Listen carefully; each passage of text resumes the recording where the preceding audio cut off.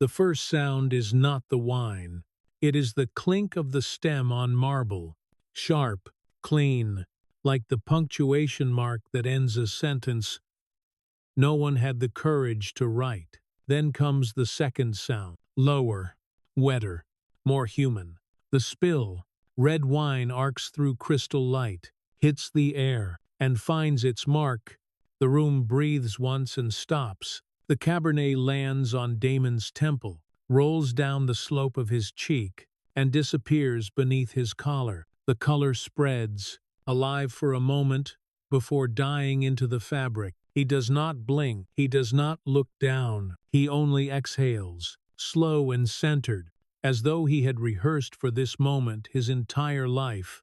The microphones around the room hear everything, the quick gasp, the scrape of a chair, the small click of a bracelet against glass, and underneath it all, the hum of the HVAC system, a soft, expensive hush, like velvet closing over the scene. Damon reaches into his breast pocket and takes out a white linen handkerchief.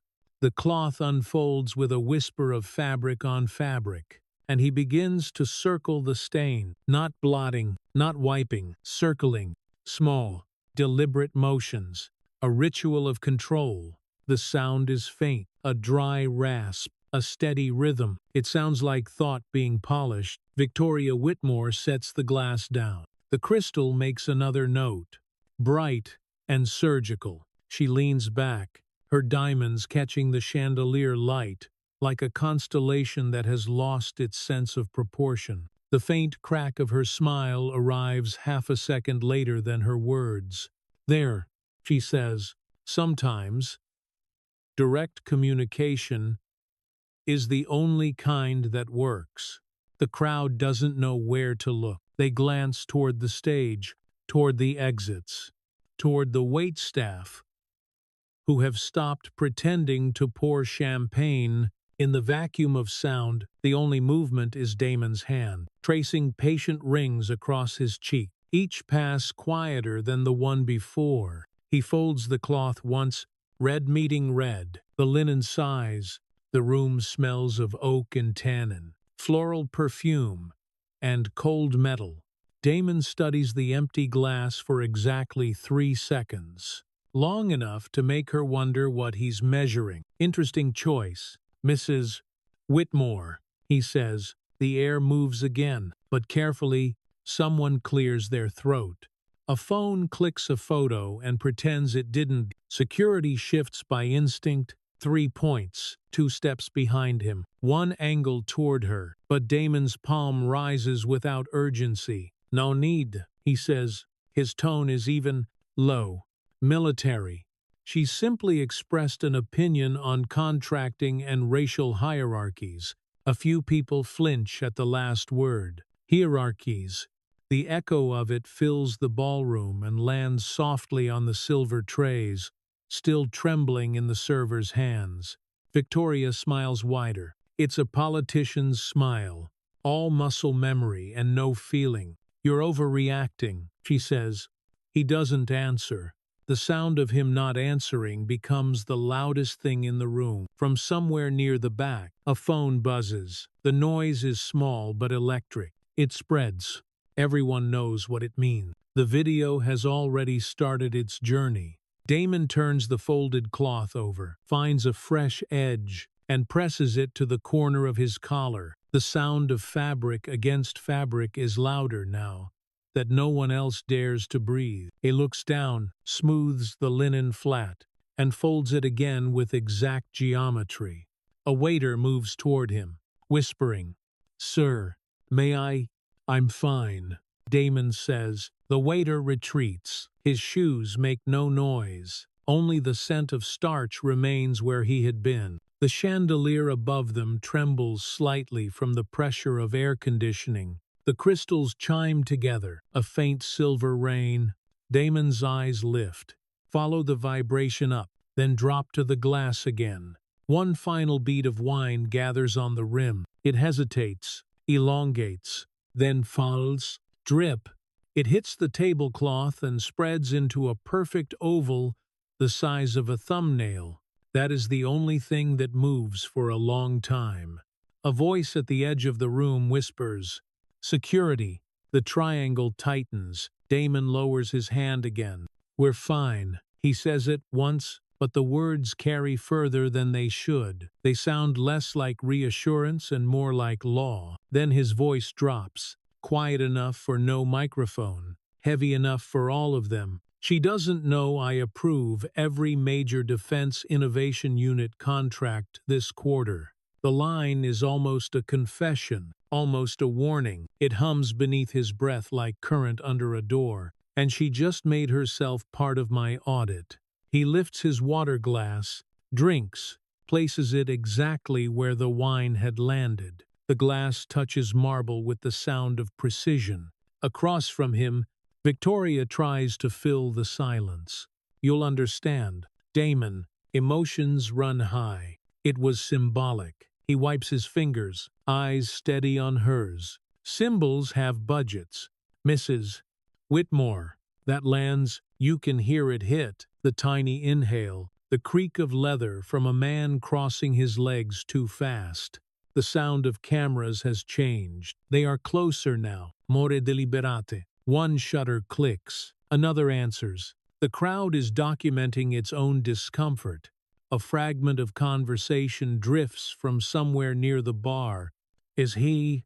That's the DIU guy." "No, not him." "That's him." Damon feels it but doesn't react. He finishes folding the handkerchief, aligning edges with surgeon's precision, and slides it back into his pocket. He straightens his jacket. The cloth sighs again. "Sir," one of the security men says. His tone carries the question he doesn't ask. "Do you want to press this?" Damon shakes his head once. "This isn't my battlefield, but it is." Everyone in the room knows it. He stands. The sound of his chair moving is deliberate. A single, smooth glide. His shoes make contact with the marble floor. The first step is soft. The second echoes.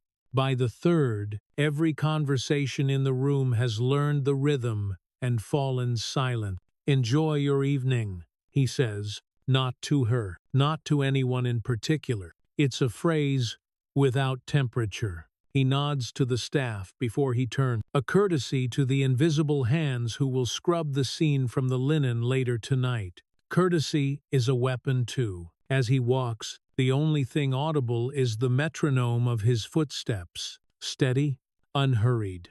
Cock, cock, cock. Each strike against the marble is identical, calibrated.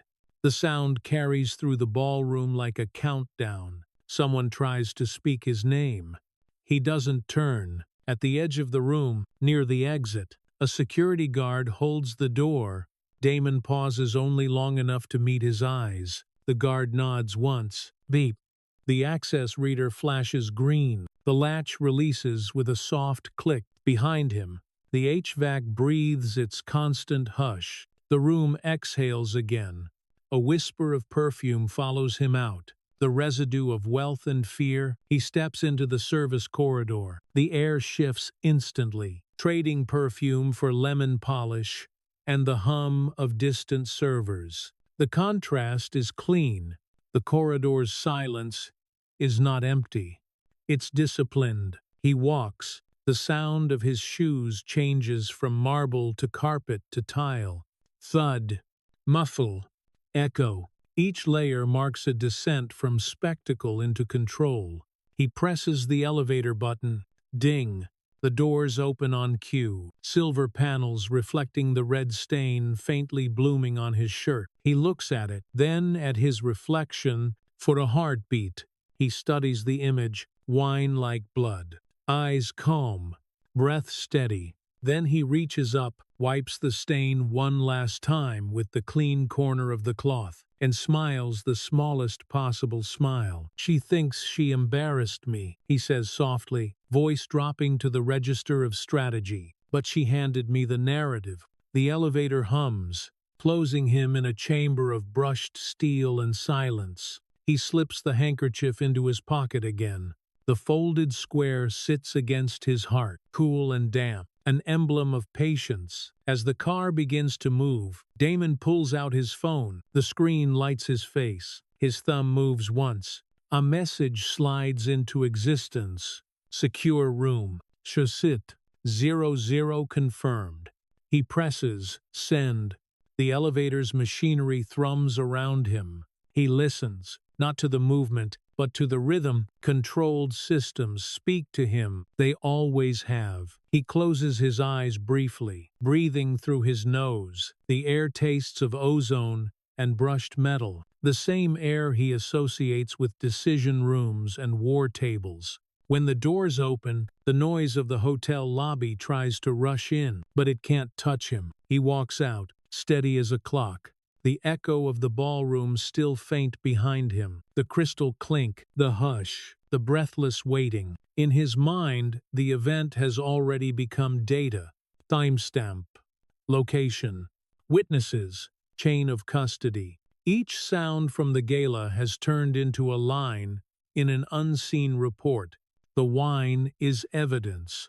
The silence is evident. Even the hush of the air conditioner is evidence of how long people waited before they dared to breathe again. He adjusts his cufflinks, glances once at the dark stain drying to brown, and steps into the revolving door. Outside, the night has cooled. The city sounds sharper here. Engines, tires, the low hum of electric buses. None of them belong to his world. He walks toward the curb, every step matching the steady cadence he had inside. Behind him, inside that ballroom, the story is mutating. Whispers, texts, uploads, clips. He can feel it without looking. It's already leaving her hand. He looks at his phone again. The screen shows the reflection of his ring-catching streetlight, a small star of authority. He closes his hand around it. The difference, he says under his breath, is that I know exactly what happens next. He presses the call button for the waiting car. The vehicle arrives with the soft sound of expensive hydraulics. He opens the door, sits, and shuts it with a calm click. For a long moment, there is only the quiet hum of the engine and his own measured breathing. He reaches into his pocket, feels the folded cloth. Cold, damp, precise. His voice, when he finally speaks, is almost a whisper, steady and absolute. Interesting choice, he repeats, but this time the words are not for her. They are for the system itself, the hierarchy she believes protects her, the one he signs off on. The car glides into the city. The sound of tires on asphalt is as steady as his pulse, and somewhere far above, in a ballroom that smells of spilled wine and perfume, the crowd finally dares to breathe again. The elevator closes on polished steel and quiet. The city outside becomes a smear of sodium light on the doors, and then it is gone. The car descends with a low mechanical hymn that sits just below hearing, a steady tone that says, "The world is made of systems, and the systems are awake." Damon lets that tone center him. Calm for him is not a mood. Calm is a procedure. He thumbs open his phone. The message he sent a minute ago gleams at the top of the screen. Secure room confirmed for 2 in the afternoon. Names paired to clearances. A corridor buffered before and after. Lanes carved through the day like runways lit for night landings. The doors part, and the lobby tries to reclaim him with brightness and chatter. Luggage wheels murmur across marble. Ice knocks in a shaker. Someone laughs with the bright desperation of late money. He crosses all of it without collecting any of it, and follows the line where carpet gives to tile and tile gives to a door that trades theater for function. On the far side, the building changes its voice. Fluorescents purr like content bees. A vent ticks 3 beats, then finds a cadence. Somewhere, a condenser exhales a ribbon of air that smells faintly of lemon and dust, and the metallic promise of server racks. Loud has been left behind with crystal and applause. Important lives here. In the quiet suite his team has spun up around him, there is only a desk. Asher, a city map the hotel forgot to hide, and a card that explains the safe to people who will never need it.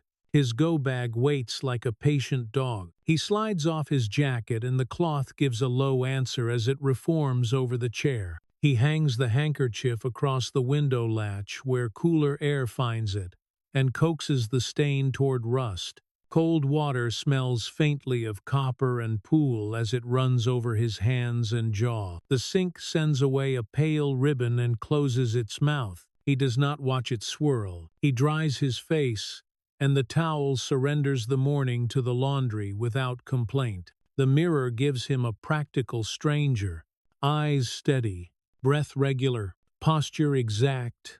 At the desk, the tablet wakes into a grid of squares and times. The algorithm outside is loud, with other people's certainty.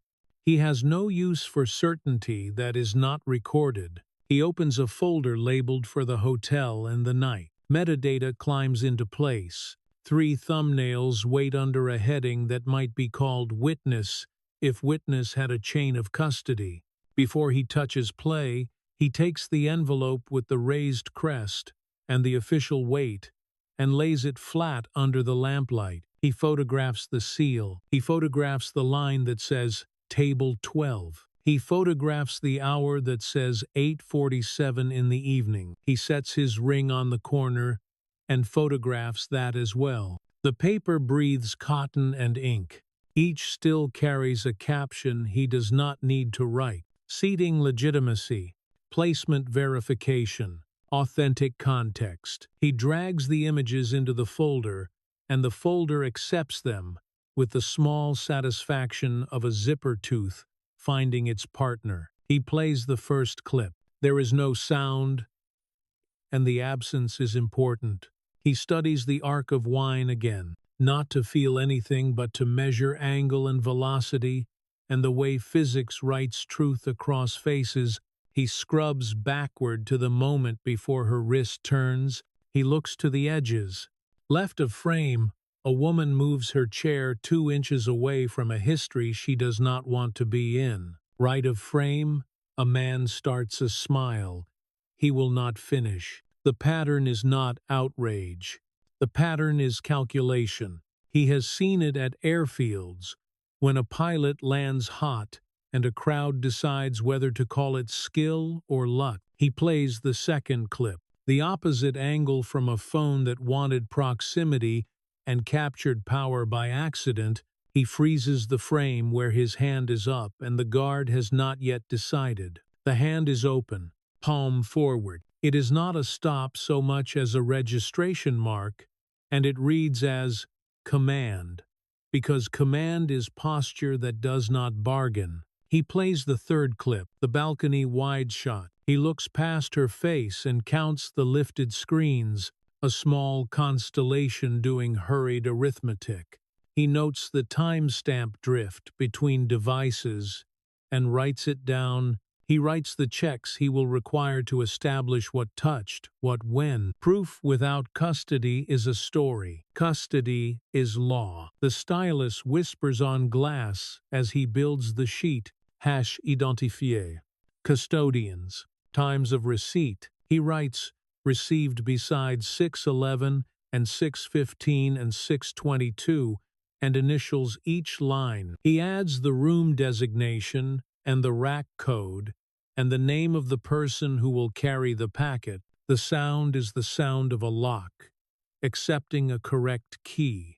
The chair breathes under his shoulder blades as he sits back. Beyond the window, the city lowers its voice from night to slate to early. A bus whispers. A delivery truck inhales. The soundtrack of performance is over. The soundtrack of work begins. His phone hums once and places 2 messages on the glass. A board member has discovered panic. Another has discovered loyalty that arrives only when cash vanishes. He reads none of it. He lets the screen cool and turn black. In the reflection, he is a dim outline, with a small star at the hand where the ring sits. The key is in the door before the handle moves. Carter enters with a sealed, antistatic bag on a clipboard. She waits until the door closes before she speaks, because good rooms do not let sounds overlap when they can arrive in order. Primary compilation, she says. He signs and says, received, and says the minute, and says the room, and says transfer, and says it again until the words have weight. The stamp lands with a wet firmness, and the red square dries into the air. He slides the drive into the pocket above his heartbeat and feels its shape settle. Secure room holds it too, he says. Corridor clear for 15 before and after. No cameras inside. Yes, sir, she says, her yeses leaving the air more precise. He turns the tablet and types the sentence he will not say anywhere else. She does not know he approves every major contract in the unit this quarter. He hears the line as a hum under language, a quiet current beneath a door. He adds another sentence that names the stakes. The unit becomes the department whenever it needs to. This is not revenge. This is audit. He doubts the note will ever leave the device. He writes it anyway. Some sentences are written for gravity. He lifts the handkerchief from the latch and listens to the sound of fabric against fabric as he finishes the last pale edge of the stain from his collar. It is a soft rasp, delicate and sure, polishing thinking. The ritual returns the world to scale. He puts on a new shirt. The jacket settles on his shoulders with the satisfied breath of good tailoring. He pins nothing to himself that he has not earned. The breakfast tray arrives with the music of silver and ceramic. He thanks the man who brings it. He eats without looking at the phone. Coffee that is strong without arrogance. Eggs that make no argument. Toast that tells the truth. Knife against plate is the only percussion, and it steadies him more than any speech will today. He sets fork and knife parallel when he is finished. The old signal from old rooms that teaches small mercy to people whose jobs are to clear what others leave behind. Courtesy is a system. He uses it everywhere. He revisits the invitation and the still beneath the ring. He breathes cotton and ink. The folder zips closed with the small, precise sound of agreement. He makes a call on a line that is more corridor than theater. He says his name for the tape, then says the room, the faces, the door, the screen. 3 clips, 3 stills, 1 memo. The voice at the other end is made of procedure.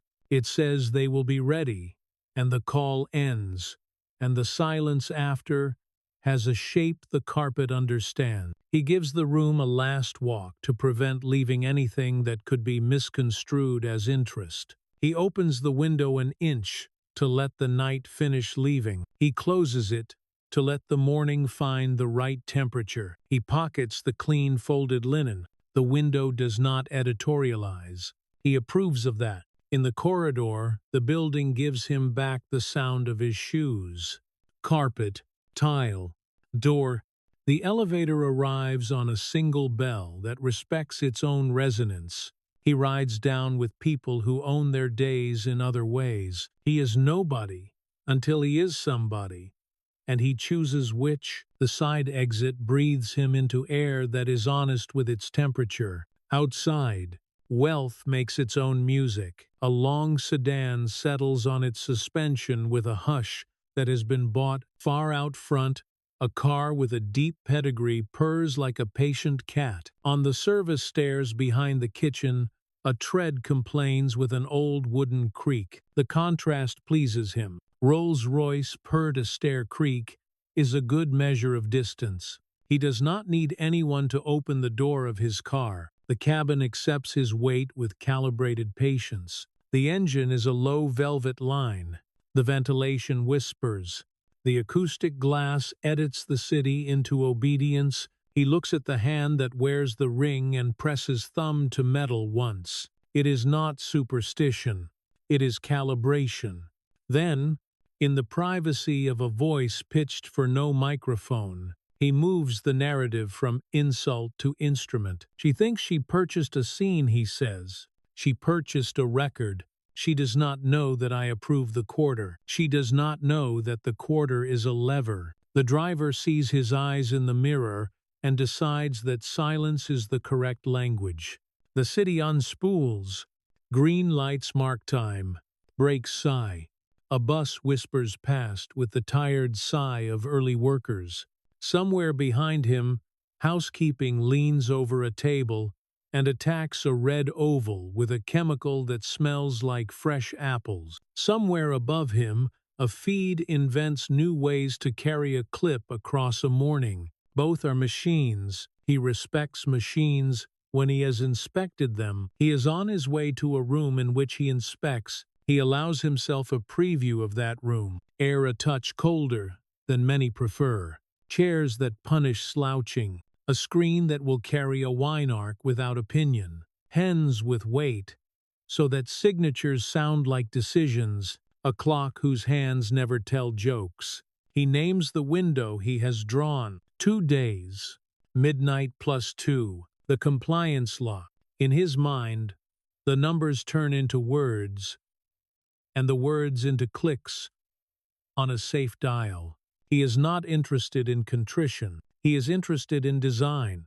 A plan that prevents a wrist from turning 2 inches past sense. A floor plan for dignity. The lane he has chosen asks the car for no sudden choices. He sits back 1 inch and lets the seat hold him. The sealed drive stays warm from him. The linen waits beside it like a small square of clarity. For one breath he closes his eyes and hears Chapter 1 reduced to its archive. Clink, spill, cloth, hush. For another breath he opens his eyes and hears Chapter 3 beginning somewhere ahead. Door, beep, lock, screen. The sound map is a route. He knows it by heart. When the gate yields later to his badge, and the secure door answers with its soft affirmative, and the room arranges itself around evidence and people who understand stakes, he will be exactly as he is now. Not surprised, not angry, not tempted by theater. He will be a standard disguised as a man. The car moves through light that is finally committed to morning. He is ready for 2 in the afternoon. He is ready to turn a video into policy, and a gesture into a protocol, and a stain into instruction on how clean this is going to be from now on. Dawn begins as a thin idea along the curtain hem, a shy pail that has not yet learned to speak. The suite keeps its own climate. The ceiling vent whispers a tempered ribbon of air. The fluorescent ballast settles into a steady breath. Damon waits in the middle of the room until the silence chooses a level. When silence is properly set, everything else will obey. He wakes the tablet with a knuckle. The dashboard rises like a map that knows what to show and when to show it. It is not pretty. It is obedient. 3 windows open because he taught them to do that when the world turns loud. Trend velocity, sentiment gradient, custody tree. The first looks like weather over a country that forgets it is a country. The storm cell that began the previous night now covers everything. The second shades from ash to coal, a bruise learning its color. The third is a diagram of responsibility. He rests a second on the third. Order lives there. He touches the timeline to 6 in the morning and 19 seconds. The red line steps over a cliff and continues to fall in the way. Numbers fall when they are actually rising. Tiles sprint to keep up. Fragments of the same event in 100 amateur dialects. He does not watch for performance. He watches for edges. A reflection in a crystal stem confirms the left balcony angle. A napkin logo gives venue provenance to a clip that would otherwise be suspect. A blinking exit sign offers a frame rate. And a building code. Small, honest things say yes or no more clearly than the loudest mouths. He draws the stylus once across the glass. The sound is a clean, thin scratch. The sound of a blade that has been honed. He writes, and the tablet records a note without drama. Social mirrors, multiplying at high rate. except none without provenance. The stylist taps once at the end of the sentence, a small and certain punctuation. He moves to the custody tree. Source: one balcony left. He reads in a voice that is almost not a voice. Hash begins 7. Bravo, then the sequence that refuses poetry. Custodian Lieutenant Rowe. Received at 6:11. Signature R. Source: 2 opposite table phone. Hash begins 5-9, then its careful string. Release at 6:15. Witness initials M and C. Source: 3 balcony wide. Transferred at 6:22 to the unit case locker rack. Bravo 12. The words do not carry feeling. They carry weight. He initials the line. The stylus makes a crisp tick, as tactile as a metronome. The tablet quivers with a new push of public noise. He opens one clip with the audio on, because the soundscape belongs in the record. Clink. Spill.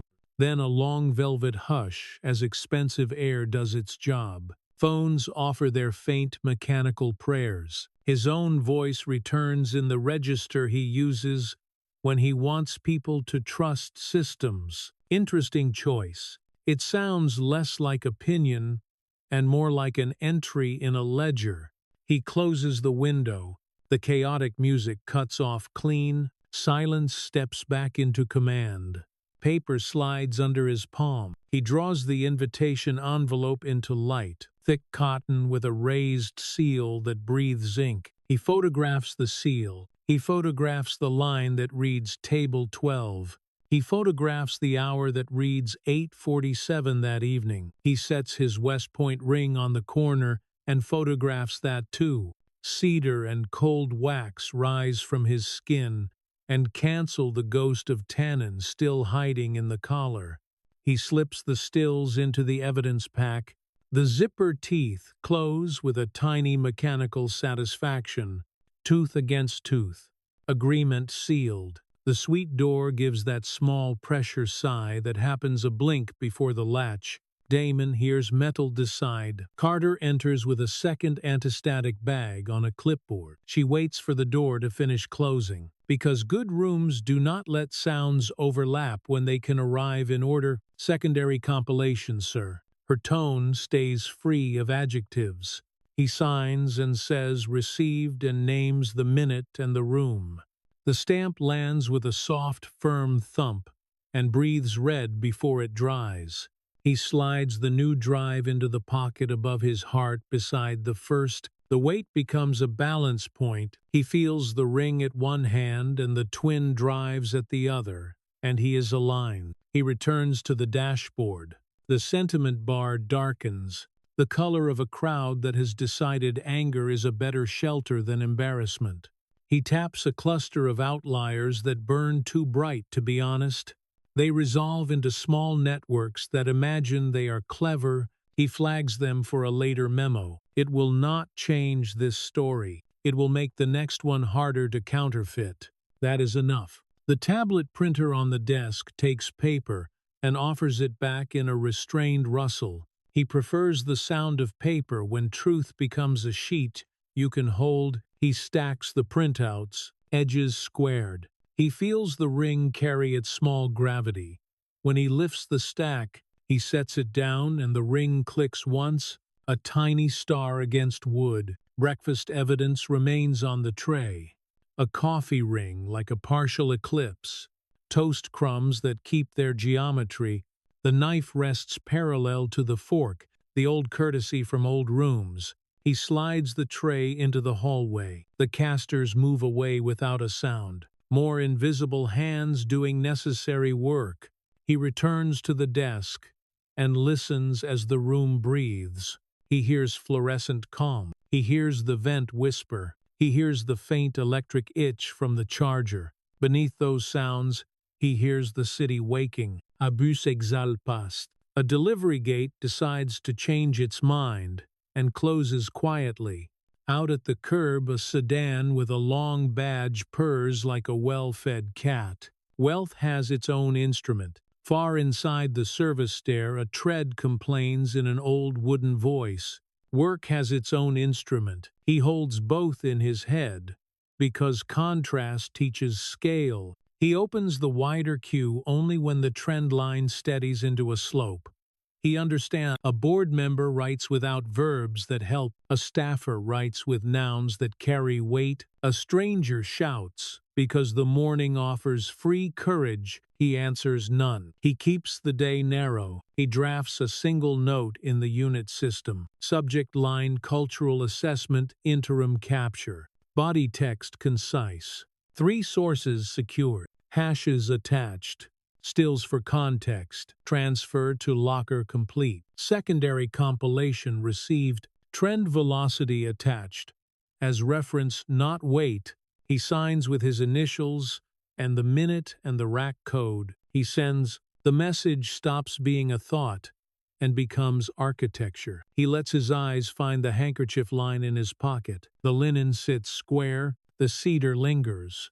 The tannin is gone. He breathes once and feels his throat clear to that cool place where clipped orders form without heat. He speaks the line he wrote in the private margin, not for performance, not even for Carter, only for the quiet to hear. She does not know I approve every major contract in the unit this quarter. The unit becomes the department when it needs to. The words lay there like tools on a bench. He picks up the next tool. He checks each hash again. The stylus makes a thin, exact song across glass. He reads each timestamp aloud to the room, a ritual as dry and precise as a code book. He draws a custody branch for the stills. Invitation under ring. Captured 8:17 and 41 seconds. Hash begins 9 delta. Then its stubborn chain. He initials, the stylus taps. The page becomes a fact. The pre-market crawl skates along the edge of the screen. Down becomes down again. 12, and then 15. And then the numbers stutter as if software is embarrassed by gravity. He does not linger. Someone else will chase those digits around their kitchen island. He is hunting only the places where time and action agree. He opens a clip one more time but watches the crowd, not the act. The phones that hesitate, the servers who understand geometry and create a safe line without making a scene, the small muscles that belong to shame. He annotates 2 frames to mark witnesses who will remember more clearly than they expect to. He notes a crystal ring in a corner that reflects the scene and confirms the balcony angle again. He closes the window. The public noise cuts off like a valve closing. The suite returns to brisk quiet. Carter returns and places a single-page printout on the desk. It shrinks the morning into bars and names. 3 names have ink circles. He recognizes 2. The third belongs to a person who has been distant until now. Surprise visits and leaves in a single heartbeat. He crosses the bar with his pencil and writes the word monitor. He has no interest in pursuit, only in lines of sight. He asks Carter for a verbal alignment, and she gives it clear and without flourish. 2 in the morning and 7 seconds for the post that broke the dam. 6 in the morning and 19 seconds for the moment. The curve learned how to fall upward. 9:12 for the transfer that matters. 9:13 for the stamp that gives the transfer its legal spine. And 1400 for the room where past and present are separated with ink. Her voice is a checklist. He prefers verbs that have jobs.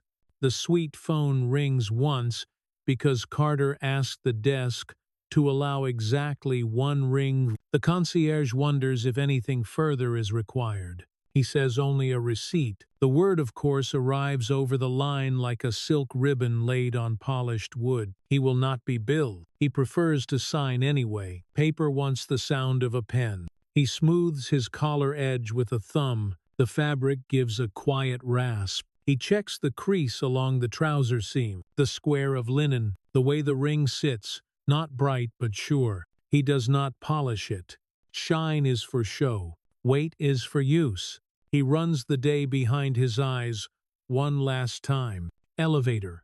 lobby, service corridor, side exit, car, gate, badge, beep, lock, screen, chair, pen, voice. The route contains no surprises because he drew the route himself. Surprise is for people who let someone else hold the map. He pockets the drives and the folder and the invitation that will remain unseen unless necessary. He leaves the suite as he found it, air level, papers squared, the quiet set to a disciplined hum. The elevator car waits as if it has been reading the same clock. The ride is a descent measured in soft bearings and polite cables. The lobby tries its morning brightness on him and fails to alter his temperature. Outside, light becomes an honest width across the street. A car door opens because practice taught a hand how to do that correctly. He sits. The cabin seals. The engine speaks in velvet. The vents compose a single cooled sentence and then keep quiet. He does not need the phone to tell him what time it is. Still, he glances at the lock screen because the image of the invitation under the ring is a useful fact to see before the next phase. It is not a trophy. It is a hinge. Flags in the distance test the breeze for intent. The city lets him go without complaint. He leans back the smallest measure and lets the seat take that fraction of weight. The ring touches the paper through the folder. The folder touches the drives. The drives touch his chest. Cedar and cold wax stay in the air. The scent of discipline overrunning whatever remains of spilled wine. He speaks once into the cabin. A voice pitched for no microphone. It is neither threat nor vow. It is a schedule read aloud. Secure room at 1400. Clearance list holds. Carter answers in his memory with the same cool certainty she uses on the line. Yes, sir. The words carry the soft weight of an ink stamp. The day clicks forward. The next door is already deciding to open. Morning has finished choosing its voice. The light outside is clean and undecorated. Inside, the suite holds a private climate tuned to thought. The vent whispers an even breath. The fluorescents settle into their soft hum. Damon stands at the desk, palms on the edge, and waits one heartbeat for the quiet to align. When quiet is properly set, work obeys. He wakes the tablet. The dashboard folds itself away. He does not want weather now. He wants instruments. A blank document opens, pale and ready. A field where procedure becomes language. Beside it rests the folder with the honest weight of thick paper. Inside, the invitation, the stills, the stamps, the custody printouts. Cedar and cold wax linger at the edge of his breath and overrun the last ghost of tannin. He prefers discipline to residue, method to spectacle. He lowers the stylus. The tip meets glass with a thin, clean sound, sharp as a blade drawn across stone. He writes the title, Without Ornament, Autonomous Air Platform Selection and Human in the Loop Safeguards. The words fall into place like hardware. He begins the hour map that will carry him to the room. Pre-meeting verification. Room seal at 1:45. Clearance list confirmed at 1:51. Evidence on table at 1:55. Screen tested at 1:57. Door shut at 2. No cameras inside. Each line arrives with the small, bright scratch of the stylus.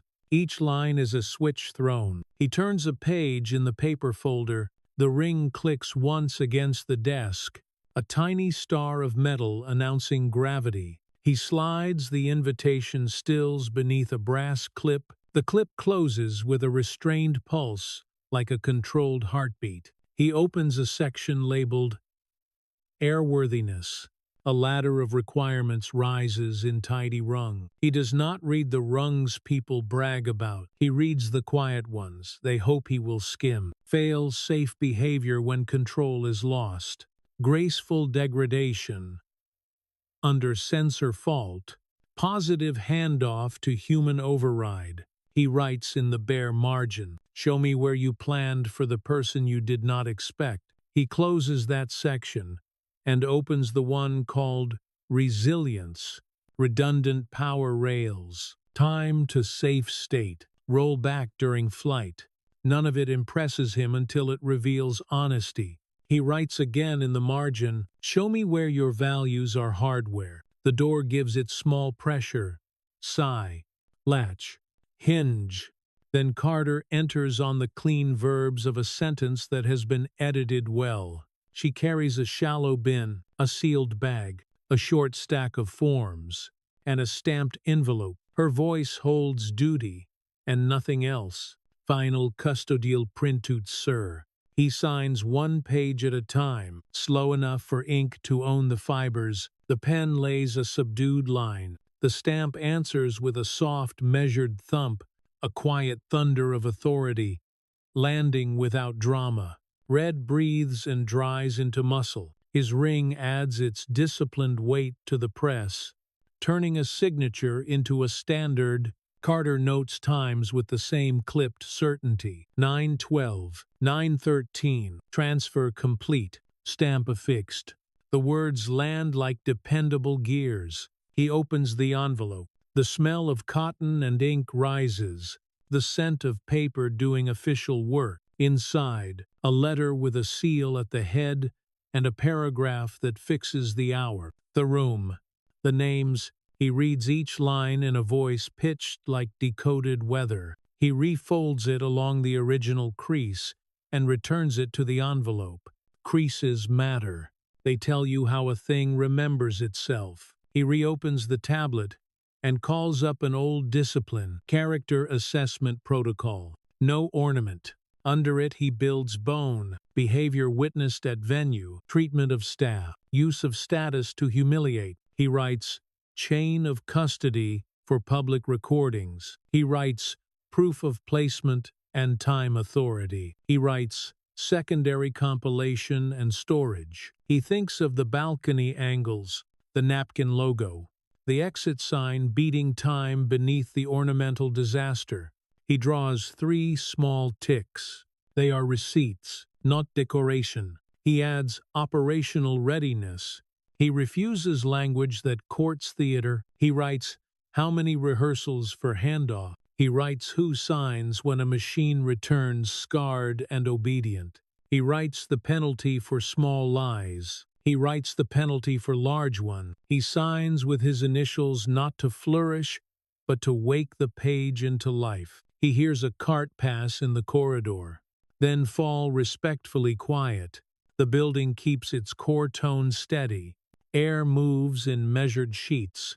The hallway recites its own emptiness like a liturgy. In that disciplined hush, he opens the section called Procurement History. One ledger counts money. Another ledger counts reputation. He has always found the second ledger more honest. He writes one line at the top. Price is not value. He underlines it once. One line is enough when the handwriting stands without leaning. He unzips the evidence pouch a little and lets his fingers find the stillness of the drives. The plastic gives a faint chill. He reseals the teeth. The zipper closes with the small, true sound of parts, agreeing. He takes a second handkerchief from the go bag. The linen unfolds with a whisper. He inspects it, finds no lint, and refolds it square. 2 white squares on the desk, flags of surrender to order. Cedar and cold wax make their quiet halo, the scent of a uniform that no longer shows but still governs. He writes the minute by minute for the secure room, as if casting a play for actors who refuse applause. Himself, 2 steady breaths before the door shuts.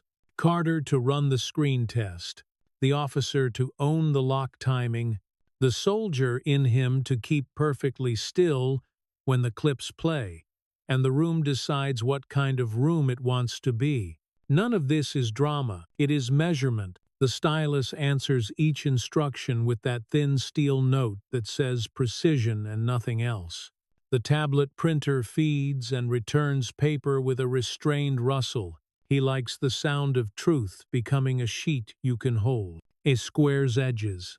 He feels the ring's small gravity when he lifts the stack. He sets it down. The ring clicks once against wood.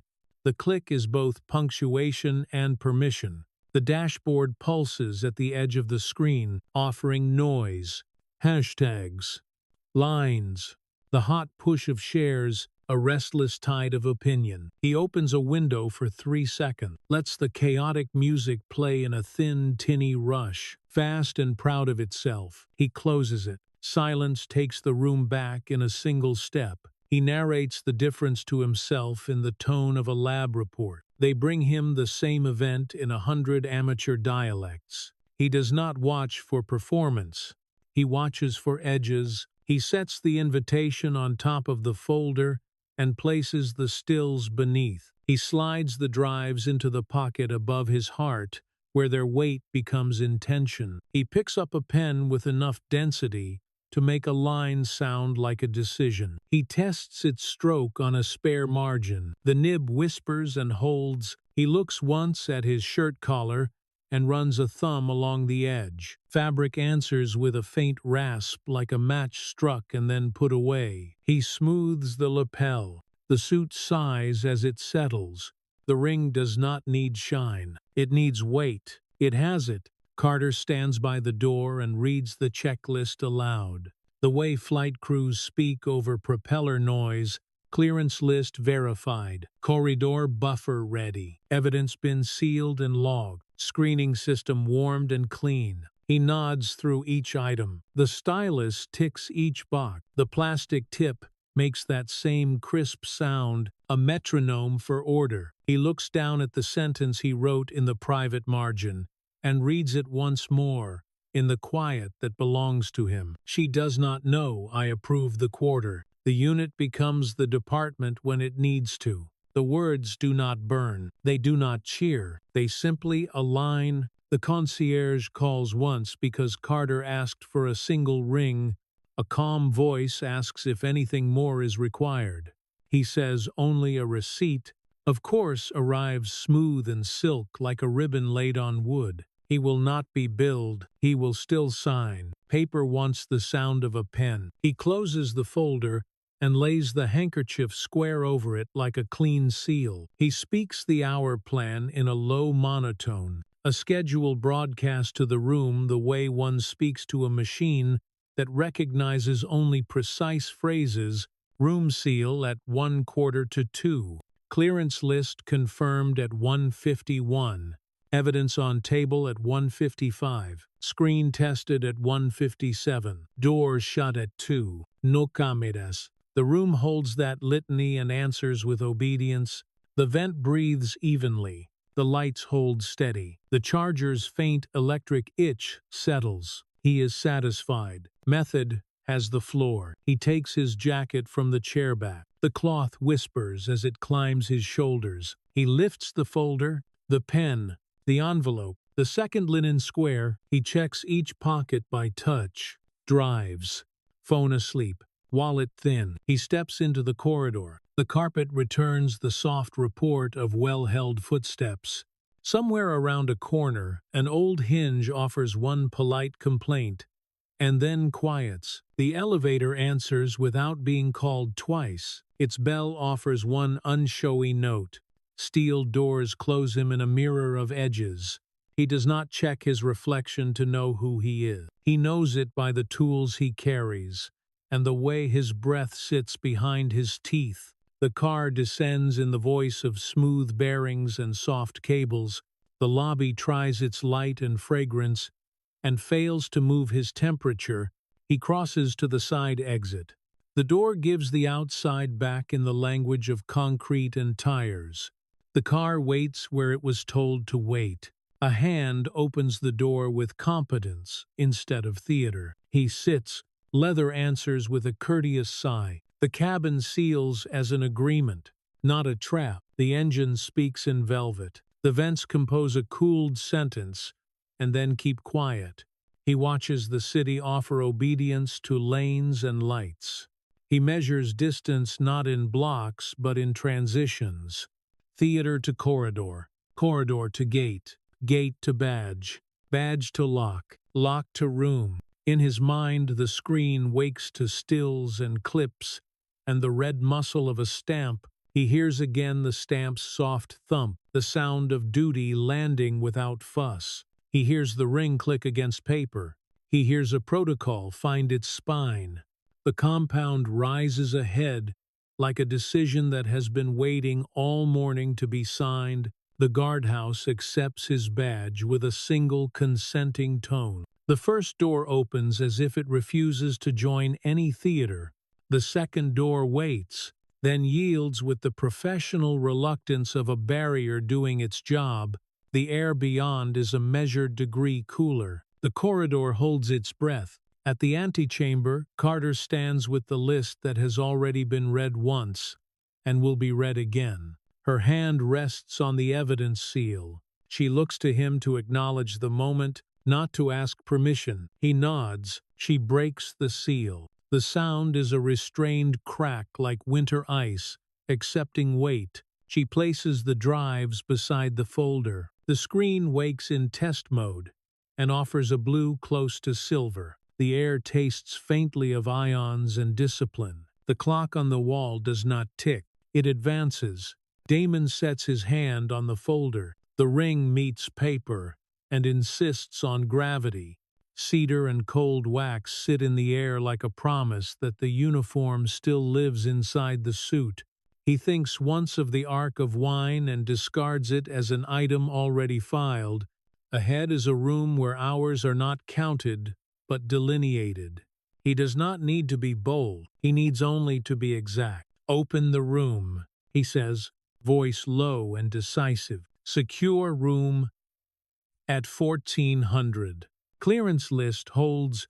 The door accepts the phrase and answers with obedience. He enters with the quiet weight of a man who has laid his tools in order and intends to use them. The door seals with a breath that sounds almost human, a soft intake that accepts purpose and refuses spectacle. Inside, the air is a measured degree cooler, the kind of temperature chosen by people who trust procedure more than theater. Lights hold steady without flicker. A wall clock advances in quiet increments, a confidence so sure it feels like fate wearing soft shoes. Damon crosses the threshold with the folder against his palm, and the twin drives riding the pocket above his heart. Cedar and cold wax drift with him, the disciplined scent that erases the last thin ghost of tannin. Carter stands at the console, hands light, keys answering with small work, sounds instead of applause. The primary screen holds an almost silver blue, the color of systems waiting for orders.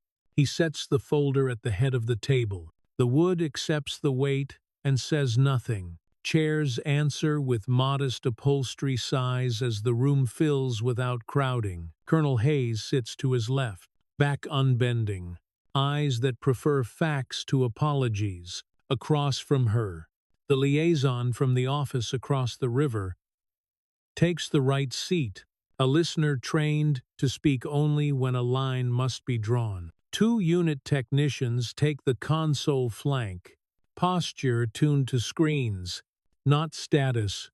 The door closes behind the last arrival. The lock completes its duty with a contained click and chooses silence. Carter reads the list as if reading weather to pilots. Names verified. Clearances appropriate. Corridor buffer intact. Equipment clean and warm. Damon nods once. Her cadence lands the checklist. The room becomes a sealed experiment. He remains standing one breath longer than comfort requires. Not to stage power, but to let the quiet set the law. When he sits, the chair yields with a discreet sigh. He aligns the pen with the table edge. The ring clicks once, a small star against wood. Claiming gravity, "Begin," he says, voice shaped to carry without force. Carter slots the first drive. A low fan hum rises, steady as a private hospital monitor. The screen blanks, then accepts the file. A single beep confirms obedience. Carter announces without embroidery. Source 1. Balcony left. Timestamp validated. Chain intact. She touches a key. The wide view blooms. There is no audio, only the room's breath, the measured hush of the vent, the tiny mechanical confession of the recorder. On the screen, crystal tips forward, and the red arc is pure geometry. Contempt made parabola. Damon does not watch the woman. He watches the edges, hands at tables, shoulders that flinch, phones rising like small satellites eager for gravity. He watches the way security learns a triangle and then remembers his open palm. The clip ends. The screen returns to patient blue, and the fan settles back into its monitor rhythm. Carter sets a paper packet beside him. He opens it. Thick stock with a raised seal exhales, ink and cotton. He places the invitation still under the ring for a heartbeat, proof of placement without needing volume. He passes the still to Colonel Hayes, who studies it as a commander studies a map, then hands it to the liaison, who reads the line with the attention given to coordinates. Paper receives its own time. No one hurries it. Second source. Carter says, opposite table, personal device, timestamp cross-check, custody confirmed. The closer angle opens, the room hears wet impact without sound. The mouth of the woman shapes words the room does not need to hear. Damon's hand rises, palm forward, not a stop, a quiet order to the air. A guard in the corner hesitates, then obeys a gravity he cannot name. The clip ends. Blue holds. Third source. Balcony wide. Carter says, the whole organism arrives at once. Servers shade a corridor into existence without drama. The crowd's movement shows textbook herd geometry, then shivers, then freezes. An exit sign blinks a steady rhythm in the corner. A metronome under spectacle. The clip ends. The system waits. Damon lays his hand flat on the folder. The ring sits cold against paper. His voice stays neutral.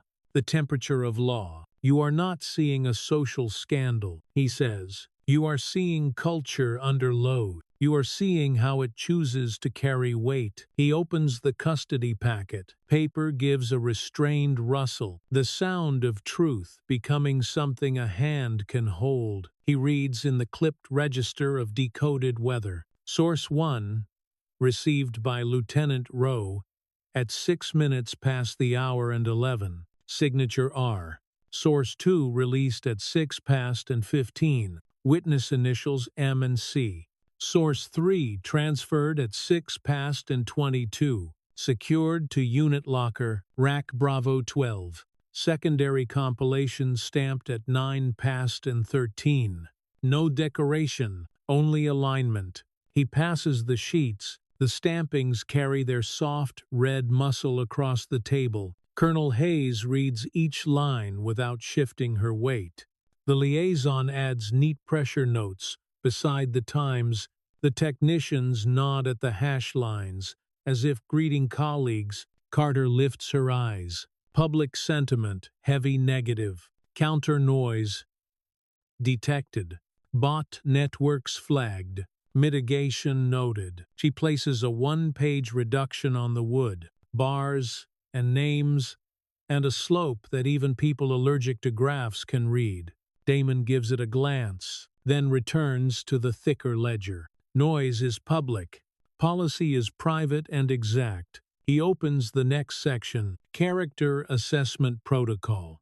The phrase lands with the soft thump of a stamp. He slides a page across. Behavior at venue, treatment of staff, use of status to humiliate. He does not look at the woman on the screen. The room already knows her. He looks at the signatures that might one day appear under hers. He looks at companies that have sold good steel and bad culture in the same quarter. He looks at the technicians who live on the bone between machine and human and must trust the hands that finance their work. He speaks to that bone. We do not purchase capability alone, he says. We purchase judgment. We purchase the habits of a house when no one is watching. Carter advances to a simple list. Not price, record. One column for formal complaints. One for settled suits. One for the quiet exits that speak louder than memos. The liaison's eyes cool by the slightest degree. Colonel Hayes does not react. She writes a line that says exactly what it needs and no more. The liaison clears her throat, choosing her words like tools. There will be offers, she says, a courtesy donation here, a scholarship there. Call it goodwill, call it healing, a way to move forward. An envelope slides from her folio. It is not money. It is language shaped like money. A suggestion that policy can be softened by philanthropy. The paper sleeve whispers as it opens, a dry rustle. The room hears too clearly. For a beat, there is only the hiss of air through the vent, the steady monitor hum of the fans, the expensive quiet of a sealed room. Damon does not touch the envelope. He lets the rustle finish its statement, then answers with silence first. Silence does the framing. When he speaks, his voice is steady and exact. No, we do not convert standards into gestoures. We do not sell the weight of a stamp. If money is present, it pays en voix, not conscience. If there is a program, it is audited, not advertised. He lowers a hand to the folder. The ring meets paper with a single click, en audible période. He lifts his eyes. I do not do this for money. Turning this into a transaction would make the work counterfeit. The room holds the line. The liaison nods once, the kind of nod given when a simpler road is closed on purpose. Carter's screen issues a soft confirmation beep, as if the system heard and agreed. Colonel Hayes writes a word that looks like enforce and underlines it once. Damon turns a page. The pen lays ink with the weight of a decision. He speaks the implementation steps, not as a plea, not as a threat, but as a schedule. Reissue the request for proposals with conduct weighting visible and not negotiable. Require signatory acknowledgement from the board and from operations both. So no one pretends not to know. Tie milestone payments to culture audits led by people who know the difference between a poster and a practice. Create a protected line for vendor staff to report abuse and make retaliation a contract termination event. Each sentence finds paper. The stamp lands with its soft thump, red breathing, wet, then drying into law. Carter collects the drives. Logs transfer. Names the minute allowed. The bin accepts the seal with a contained winter crack, and the fans return to their patient hum. In the corner, the wall clock continues its quiet advance. Hand by hand, the soundless work of time. Damon sets the handkerchief square atop the folder. A clean seal over a clean ledger. He does not raise his voice for the final alignment. The room is allergic to performance and faithful to checkpoints. Questions. He asks. Colonel Hayes gives the kind of question that doubles as a go order. How quickly does this become binding? We enforce it today in evaluation notes. He says, we publish before the quarter closes.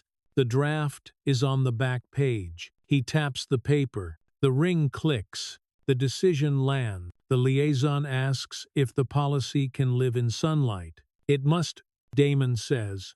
Technical excellence without human fitness is counterfeit value. He lets the words sit. Cedar and cold wax hold their place in the air. The scent of uniform principles. Carter closes the deck. The screen returns to silver blue. The room's sound bed tightens to essentials. Vent hush.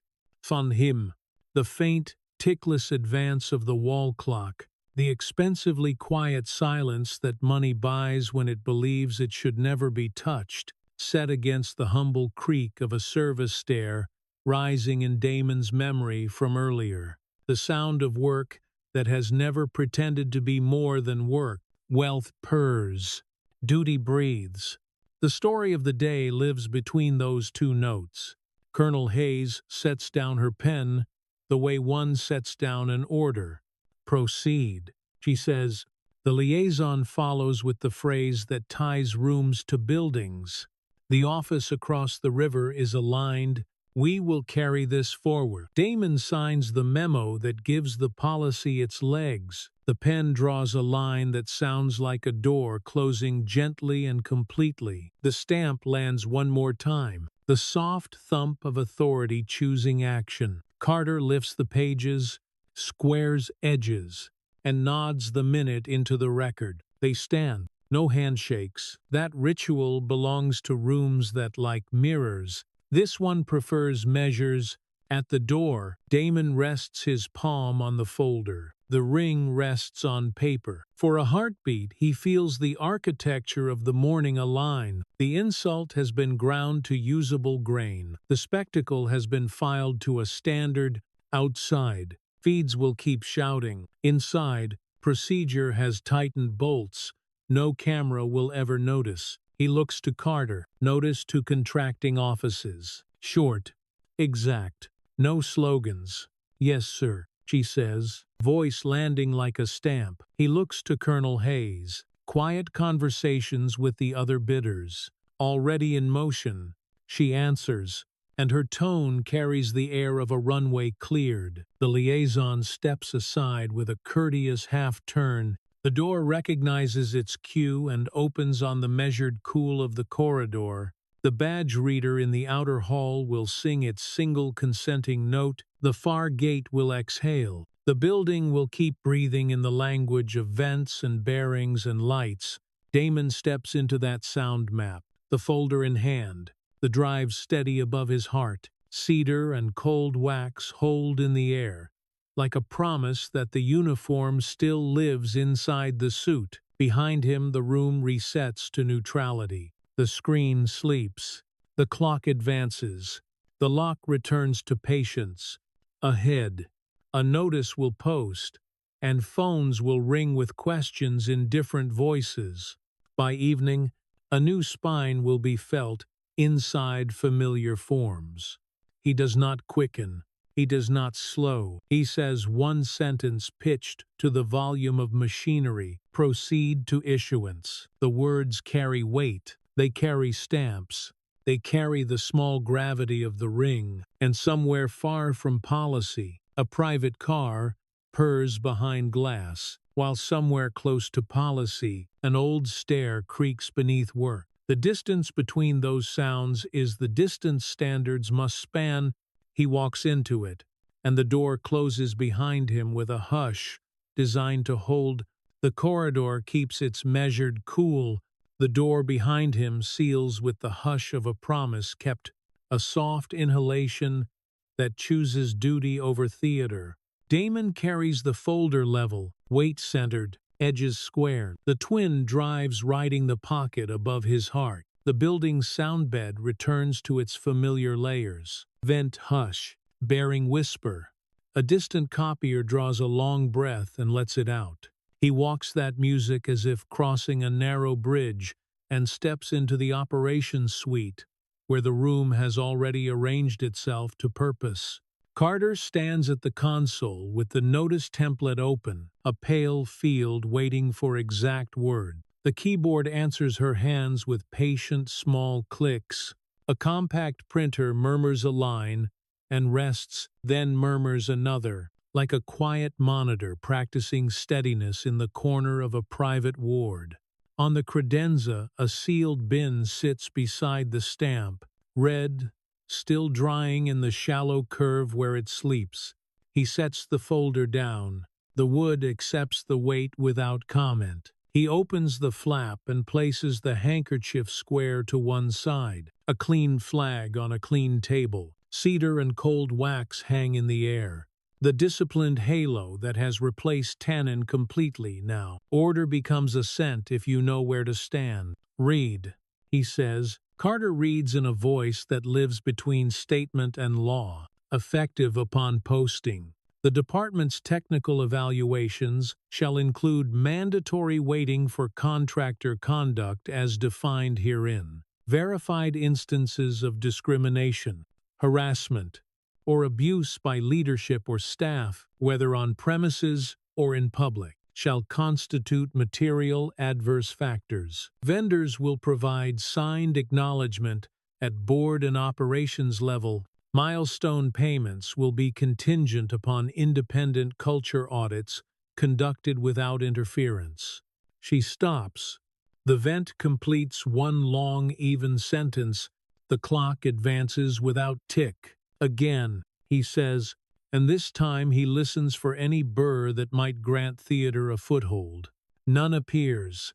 He nods once. Field the footnotes. He says, no adjectives. No slogans, source lines only. The stylus meets glass with a thin, bright scratch. 3 notes, not more. Statute reference. Procurement rule. Case locker record. The printer feeds and returns a page with a restrained rustle. Character squares edge. Paper aligns to paper. Small geometry. Large trust. The liaison enters as softly as protocol. She slides a single sheet across and says legal scrub complete. No soft spots. The tone is not pride. It is readiness. Colonel Hayes stands by the door as if it were a post, not a threshold. She reads with the eyes of a commander who has seen bad weather and knows how to mark shelter quickly. Her pen touches the margin once. A short vertical line. That is her yes. Damon lifts the stamp. The ring adds its weight. Red lands with the soft thump of finality. The seal breathes and dries into muscle. He signs beneath.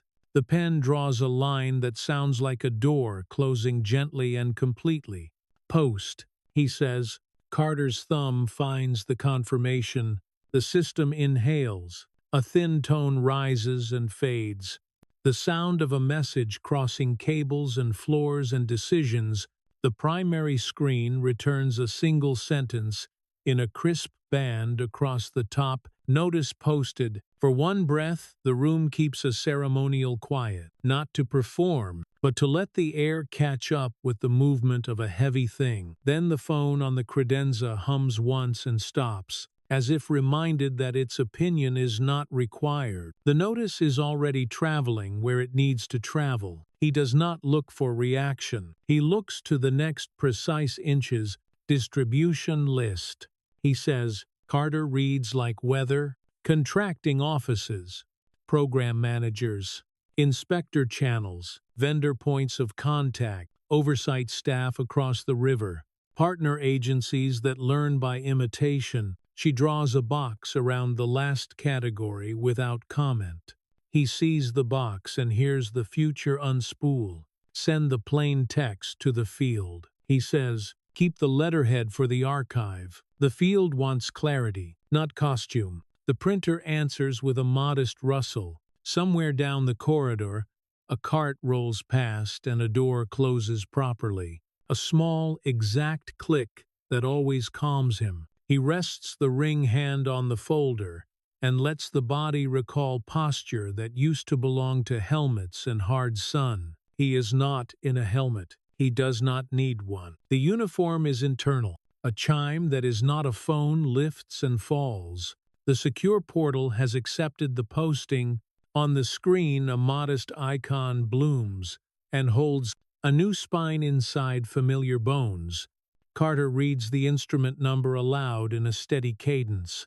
Each syllable a rivet. The liaison's phone remains dark. That is how her side carries weight. She looks up only to say that a quiet request has crossed the river for a briefing at the earliest practical hour. It carries no exclamation marks. It will arrive as a room. Damon nods. He opens the second handkerchief and sets it beside the folder. 2 white squares. 2 clean seals. He is not superstitious. He is faithful to small forms that keep larger forms honest. He closes the folder and waits a single breath for the vent to finish its exhale. Then he lifts the folder again and the room resets to expect that he will keep moving. "Walk me through first contact," he says. Carter lists without glancing at notes. Compliance officers at 3 major vendors, 2 in the air domain and 1 in systems. One message from a subcontractor network asking whether the hotline exists now or is a promise. Her mouth softens for half a second. The subcontractor message reads like someone finally exhaled. "Answer the network first," he says. "Give them the number. Give them the hours. Give them the clause. Keep the language plain. Plain words carry more weight." Keys answer with a sure rhythm. A scent indicator lifts and disappears. Across the river, the liaison will take the same words through a different door with different badges. Colonel Hayes will carry them down to flight lines and shop floors. The sentences will sound like machinery in both places. That is the point. Carter tilts the screen. Vendor channel open. A representative requests guidance on acknowledgement language. The header name carries weight in other rooms. Damon reads the draft without touching the glass. It says correct things in the wrong voice. A damp paragraph, scented with public relations and cologne. He sets the paper notice beside it. Stamps visible but not bright. "Strip it," he says. Subject line. Acknowledgement of conduct waiting. 2 lines. The board affirms the policy. Operations owns the practice. 1 signature from each. No mission statements. No adjectives. Carter edits with careful clicks. A watchmaker's patience. When she reads it back, the line has lost fat and kept muscle. He nods. Send. Another chime answers from the procurement portal. A receipt arrives behind the notice. The number is not a trophy. It is a hinge. Carter speaks it once, then files it where hinges live. The room exhales in the way trained rooms do. Vent. Fan. Printer. Keys. No unnecessary voices. Work settles like a well-packed kit. Damon crosses to the window and lets the glass give him the city as a quiet diagram. A bus breathes. A private car purrs behind its own reflections. Far below, a service stair complains under a crate. In the true register of labor, wealth purrs, work creaks. The notice sits between those notes, not as a sermon, but as a screw turned exactly to its seat. He thinks of the compliance window that begins at posting and closes after a measured span. He does not count aloud.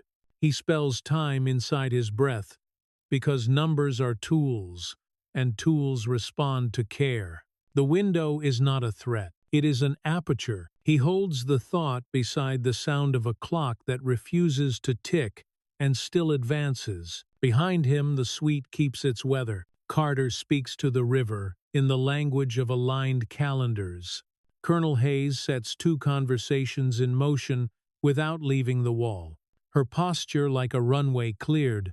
The liaison folds the legal sheet back into its folder, a paper disappearing into a larger machine. He returns to the table. He lifts the stamp again, only to feel its weight. Memory compares it to other weights. A field radio, a sidearm, a pin.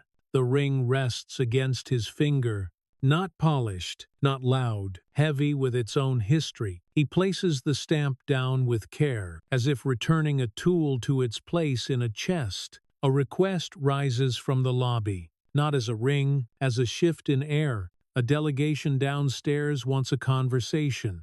They travel with invitations and an appetite for softening. Damon writes 3 words on a small pad and turns it so Carter and the liaison can read, "Formal channel only." Carter inclines her head the smallest degree. The liaison's eyes say she will be at that door when it opens and will make sure the hinges do not squeal. The printer murmurs again, "Copies for field kits." Carter says, and her tone carries the satisfaction of order made portable. He watches her slide pages into envelopes with clear windows and honest glue. No ceremony, just parts.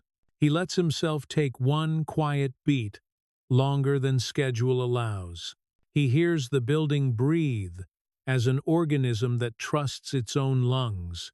He lets his pulse slow until it matches the vent. He feels the folder's edge under his palm and the ring circle on the paper, a clean continuity that needs no speech to introduce itself. He turns to Colonel Hayes.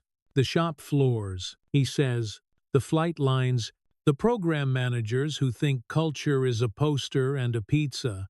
They should hear this first from people who have worn a uniform, understood. She says, calm steel. She will choose the room and the temperature and the door. She will make the words sound like procedures, not slogans. The liaison mentions a committee that will want details soon after the hour turns again. He nods. He will bring stills and stamps and quiet.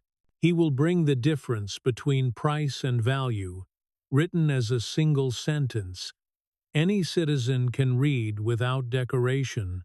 Carter calls a final list, crisp, as a runway check. Notice posted, distribution complete, hotline live, vendor acknowledgments templated, field kits printed, portal receipt archived.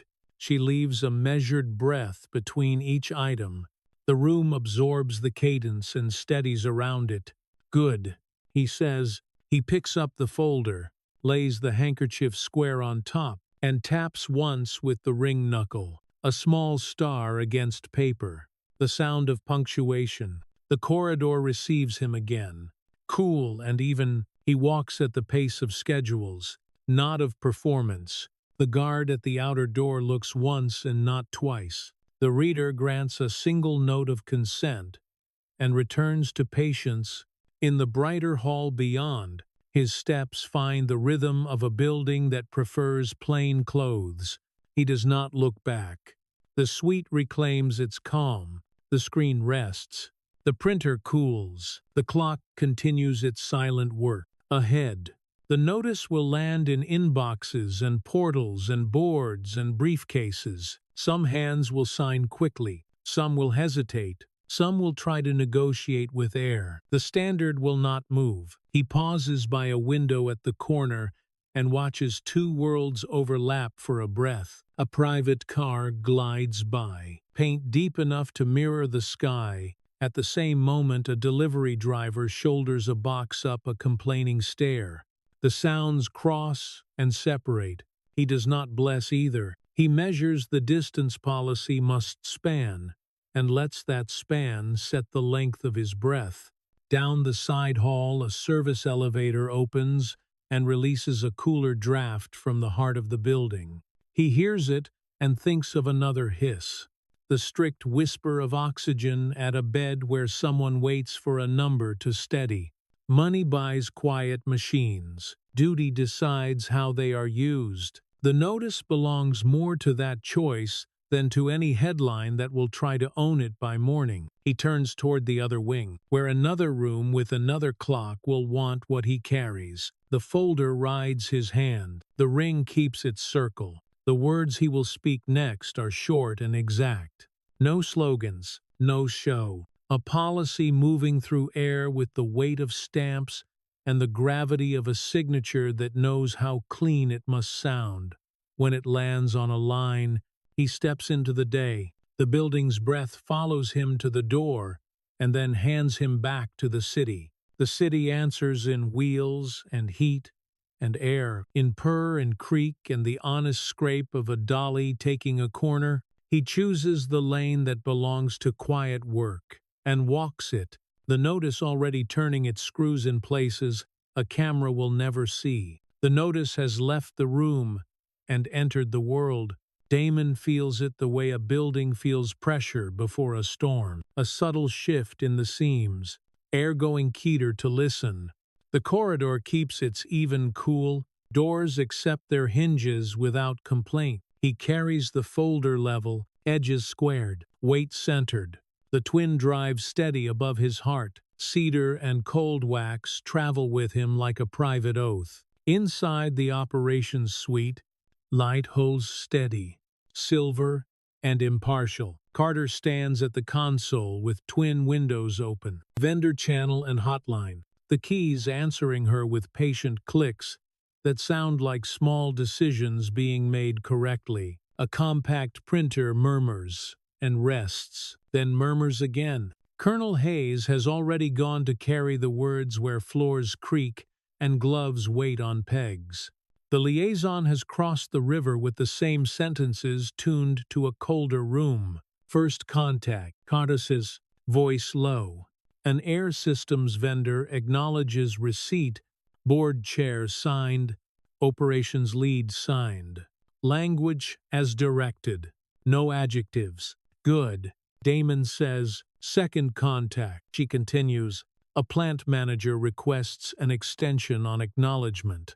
Their counsel suggests language about intent and journey. No, Damon says, intent is theater. Journey is marketing. Acknowledgement is a line with two names. He leaves the sentence on the table like a weight, and the room returns to its hum. The hotline window pulses once more. Carter opens the message and reads without commentary, the way a nurse reads vital signs, and keeps her face still. An assembler at a regional subcontractor has submitted a recording from the previous month. The recording captures a supervisor using language fit for a museum exhibit on hatred, not a factory floor. Two stills arrive with it. A payroll screen frozen behind a figure, a badge reflected by chance in a dark monitor. The note is short. The writer does not ask for apologies, only for a door that stays open when pushed. Carter looks up. You will want to see it. Edges first, Damon says. She plays the clip on mute. The mouth shapes an old slur with terrible fluency. The room hears only the building breathe. The supervisor lifts a stapled packet, and the edges flash like dull glass. A clock above the exit sighs from 1 minute to the next. In the black of a dormant display, a badge winks and passes. Damon backs 3 beats and holds. He notes the badge position, the angle that proves the camera did not invent the scene. He notes the payroll lines not for content but for the typography that will later match the official export. He notes the clock because clocks are honest when architecture holds them. Hash it, he says. Carter runs the checksum and writes the string with a bright, thin scratch across glass. She reads the opening characters aloud in a neutral tone. A weather report that refuses drama. She stamps the intake sheet. The stamp lands with a soft thump, red breathing once before it turns into muscle. The room's temperature does not change. The wait has answer. The writer, Damon says, thank them. Do not promise outcomes. Promise a process. Window for initial action. Protection clause attached. Keys travel a sure path. A scent indicator lifts and fades. Across the river, the same words will pass another threshold with different badges. On shop floors, Colonel Hayes will translate them into the grammar of bolts and shifts. Do we have tour authority at that site? Damon asks. Carter checks and nods. The master agreements permit an unannounced culture audit within the current quarter. The window is open. The plant is a short drive. We go now, Damon says. He does not raise his voice. He collects nothing he does not already carry. Folder, handkerchief square, pen with the right density to make a line sound like a decision. The hall returns the soft report of well-held carpet. An elevator offers one discreet chime. In the garage, a car waits because schedules earn obedience. A door opens with competence instead of theater. He sits, leather exhales. The cabin seals like an agreement. The city moves in its honest time. Lanes hull. Lights decide. Buses breathe in long rhythmic sighs. Behind tinted glass, a private car purrs like quiet wealth. On a side street, a dolly scrapes a corner by hand. The sound of true work. Damon carries both notes. Forward. The policy must live exactly between them. Carter rides with the field kit balanced on her knees. Only paper, seals, and a device that prefers facts to opinions. She names the gate protocol and the floor manager, who will answer first because buildings teach their own order. Damon says nothing for a mile. Outside, wind bends flags toward the same direction. Cranes hold still as if in prayer, and the next hour arranges itself behind his eyes. Gate, badge, buffer, office, table, pen, stamp, walk. The plant rises from flat ground like a long, low vowel. The gatehouse breathes a dusty welcome. A guard watches from a booth where a calendar peels slowly from its nail. The barrier lifts not with pride, but with practice. His smile carries the wear marks of someone who diffuses and delays by turns. Damon gives the name and the authority, and the clause number in a voice that does not need height to be heard. Carter places an envelope on the counter. Letterhead square. Stamp visible but not bright. The guard reads to understand what to tell his radio. The radio replies, and then goes back to patience. You will want the office by the line, the guard says, offering it like water. We will want the room with a table and a clock. Damon says, the corridor trades tile for concrete. The air turns from conditioned to used. Light thickens into the texture of work. Noise arrives like weather and separates into layers you can count. Conveyor whisper, compressor growl, far off. A forklift beeps its modest question. Oil and cardboard and human hours share the air. A floor manager waits at a glass door with a fixed smile and a list of reasons to do this later and softer. Damon does not ask for the reason. He asks for the room. The manager leads and the smile thins under the practical air of the plant. In the room, a table wears old coffee rings that do not argue. A wall clock has lost its second hand but advances by will. Damon sets the folder. Carter opens the field kit. The floor manager sits, stands, sits again, undecided about what posture fits today. Damon speaks in the register of measured law. We are here for three things. Intake the recording as evidence. Interview with counsel present if counsel can join soon. Walk the line for conduct observations. He opens the folder. The handkerchief square lifts like a clean seal. He lays the intake page. Carter states the time, writes the hash, and places a seal with that winter crack that is quiet and exact.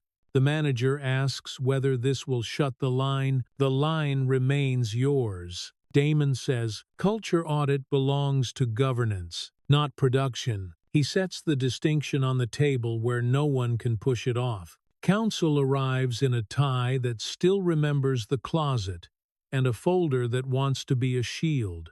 He sits, inhales, and nods. Damon offers the intake sheet and the clause, and a sentence not open to negotiation. Technical excellence without human fitness is counterfeit value. Counsel nods again, not in agreement yet, but because the sentence has weight and the room is already built to hold it. They review the clip with sound still muted. Damon narrates only edges, placement, badge reflection, payroll face, clock.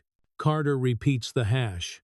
The stamp dries into authority. Counsel requests a paused frame to confirm the clock. Carter holds it. The clock holds its minute. No one argues with a clock at rest. Damon lays out steps in the simple tense: interview, walk, report. He adds a sentence that costs little to say and much to ignore. The hotline remains open to your staff. Retaliation ends contracts. They walk the line. Gloves hang like keyed hands between stations. Tape marks lanes for boxes and for people who carry boxes.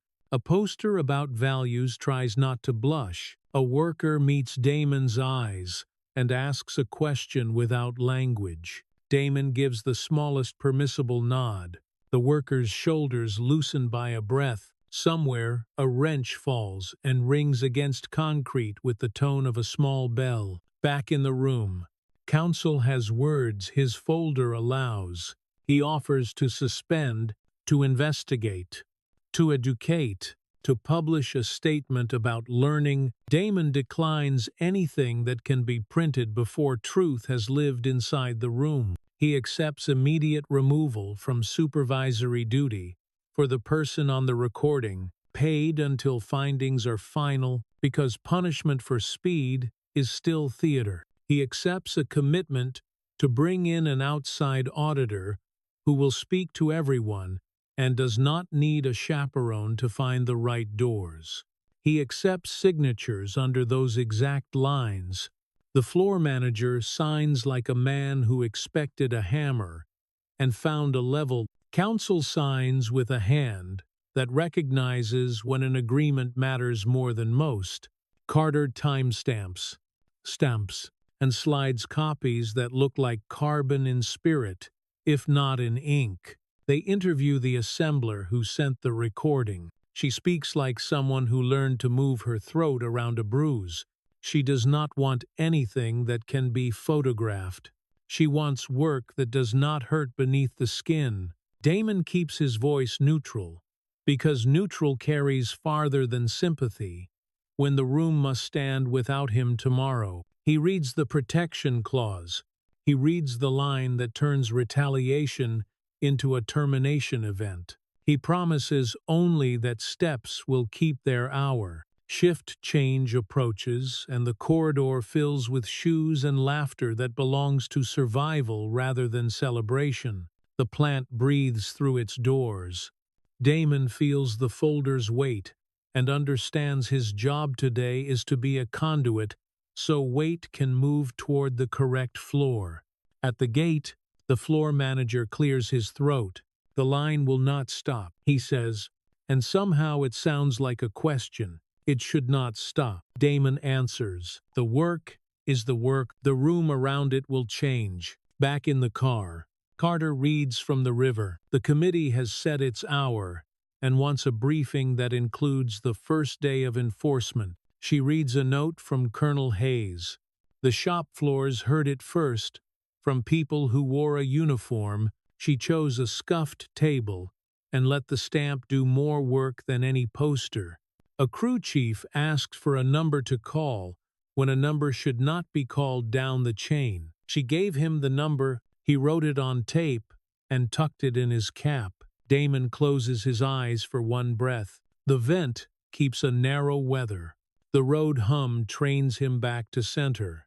He thinks of a ballroom and an arc of wine and a smile that was not contempt but inventory. He thinks of stamps and clocks and the way a policy becomes spine where no camera looks. When he opens his eyes, the city has shifted shade. Afternoon begins its long, flat promise. The car turns toward the gate and the guard and the corridor and the room that will accept new weight. Phones will wait with their favorite tones. Some voices will seek a side door. Some will try to negotiate with air. The standard will not move. They walk the last stretch, because bodies need distance to file. A maintenance worker kneels by a vent and rests a tool on the floor like a silver fish. He looks up and nods. Damon nods back. There is kinship between people who keep air moving. In the suite, light remains steady. The printer cool. The screen pale with new work. Carter places the field kit on the credenza and arranges the seals like coins that remember their mint. Report. Damon says. She reads intake. What? Signatures. Commitments. Next steps. No decoration. He signs the memo and stamps the transfer. The ring meets paper with a small star of sound. The stamp lands with its soft final note. Red breathes and hardens into purpose. The hotline blinks. One message is a thank you that refuses the word, saying only that the door did not close. One asks about training in a tone that sounds like hope, learning discipline. One is mischief and finds a trash can. The liaison returns with a folder warmed by difficult rooms. The committee will call soon. They want stills, stamps, and a single sentence they can speak without breaking it. Damon gives it while looking at a narrow slice of city. Price is not value. She repeats it cleanly and files it like a tool. He looks at the clock to honor the ritual. He closes the folder, lays the handkerchief square on top, and taps once with the ring. Punctuation. Outside. Buses breathe. A private car purrs. A stair complains beneath a crate. The notice posted this morning is crossing the space between those sounds by increments too small for headlines. That is how standards travel when they intend to arrive. Damon turns toward the next room with the next table and lets the quiet take his shape. Across the river, the building rises with the quiet geometry of judgment. The lobby holds its light like a steady breath. The corridor air is a measured cool, a temperature chosen by people who believe in procedure more than in mood. Damon enters with the folder level, edges squared, weight centered. The twin drives riding the pocket above his heart. Cedar and cold wax travel with him like a private oath that needs no witnesses. They give him a room designed for conclusions. The walls listen. The table accepts weight. The clock refuses to tick and still advances. The screen sleeps in a silver blank that looks like a promise to anyone who has signed a name under one. Carter waits at the console, hands resting without fidget, the posture of a pianist who can start on any bar. The liaison sets chairs with the economy of someone who knows a seat is a strategy. Colonel Hayes stands by a side door as if it is a post, not a threshold. In the black glass, Damon sees their positions settle into a diagram that makes sense. He sets the folder at the head of the table and lays the handkerchief square beside it, a clean seal over a clean purpose. He taps once with the ring knuckle, a small star against wood. Punctuation without flourish. He does not rehearse the hour. The hour has already rehearsed him. The committee arrives without theater. Coats archaic. Footsteps honest. Their faces belong to people who have read files that turned into nights. They take seats without hierarchy because the table imposes its own. The liaison reads names with a tone that respects time. Carter notes the minute aloud. The clock advances by habit. The room seals with a hush that sounds almost human. Damon does not open with speeches. He opens with custody. Carter lifts a drive from the sealed pouch, holds the unbroken seam to the light, then breaks it with that winter crack that always sounds like rules choosing to go to work. She names the time and the chain. Damon signs the intake line, the pen laying ink with a gravity that sounds like a door, closing carefully and completely. The stamp lands with its soft thump, red breathing once before it becomes muscle. Begin with placement, he says. The screen wakes to a still that knows where it belongs. The invitation face, crisp as a warrant. The table assignment, the venue crest. The committee leans in by a degree that notches the air. Carter overlays a balcony angle in one frame, a hallway camera in another, the exit sign blinking a steady beat in the corner. Like a metronome under spectacle, Damon narrates only edges, placement, hour, angle, what reflections confess. He does not name the insult. He lets the geometry make its own indictment. The red arc arrives and vanishes in a breath. Contempt converted into a parabola that a machine can understand. A phone rises in the background like a small satellite finding gravity. Security takes one step and then remembers an open palm that told a different story. The clip ends. Blue returns. The room holds its breath, because breath is what remains when words would spend too much. He slides a paper across. Thick stock, raised seal, a sentence that places a table in a room at an hour the building is willing to remember. Colonel Hayes reads the line like a coordinate. The chair rests a finger on the margin as if to feel ink. Next, Damon says, Carter brings up the second source. Closer and terrible in the intimacy of a phone held too near to cruelty. The mouth shapes language built for cages. The room hears only its own air. Damon states the proof points without heat. A badge reflection here. A clock there. A payroll typeface whose spacing will match the export that counsel will surrender later. The committee does not interrupt. The silence is not courtesy. It is calibration. He closes the sequence and opens a different folder. Policy as bone. The notice now living in the world and gathering weight where cameras are not invited. His voice sits at the temperature of law. Technical excellence without human fitness is counterfeit value, he says, effective upon posting. Conduct weighting is mandatory and visible. Acknowledgement at board and operations level is required. One signature from each. Milestones tie to independent audits. Retaliation ends contracts. He does not search faces for agreement. He looks to the stills not yet shown. The plant office where a clock lost its second hand and kept advancing by will, the intake sheet stamped and true. The worker whose shoulders loosened by a breath. When a nod answered a question that did not need words. He places those on the table without sound. Carter aligns their corners. The ring clicks once. A tiny star announcing gravity. Speak to first enforcement, the chair says, voice steady as a bridge. Carter names the site without branding or scorn. She reads the clause that allowed an unannounced visit. She reads the hash that made a recording into evidence. Damon narrates the walk in unadorned verbs. Enter. Seat. Intake. Pause. Confirm clock. Sign. Remove from duty. Engage outside auditor. Protect the line. Protect the people on the line. A member to the right asks the question that belongs to oversight. What delay did the audit impose on production? None.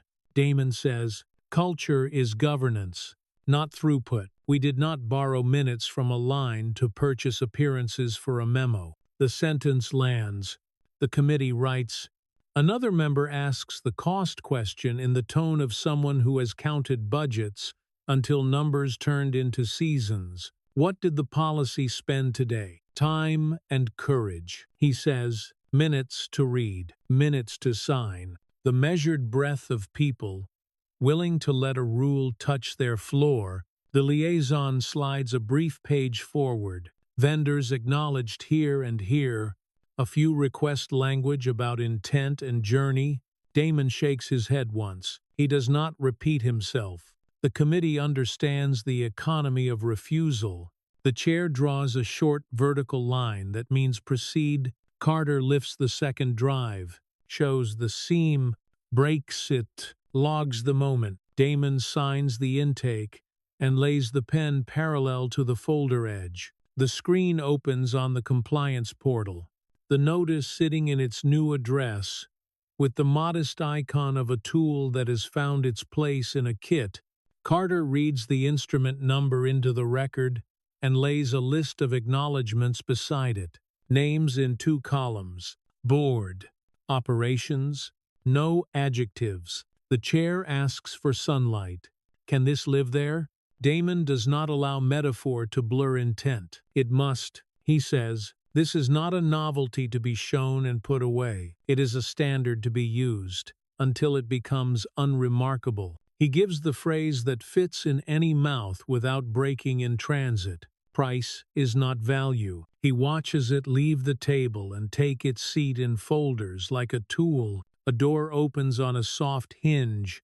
A staffer sets a carafe of water down, with the modest care of a person whose job has meaning because the room does. The door closes.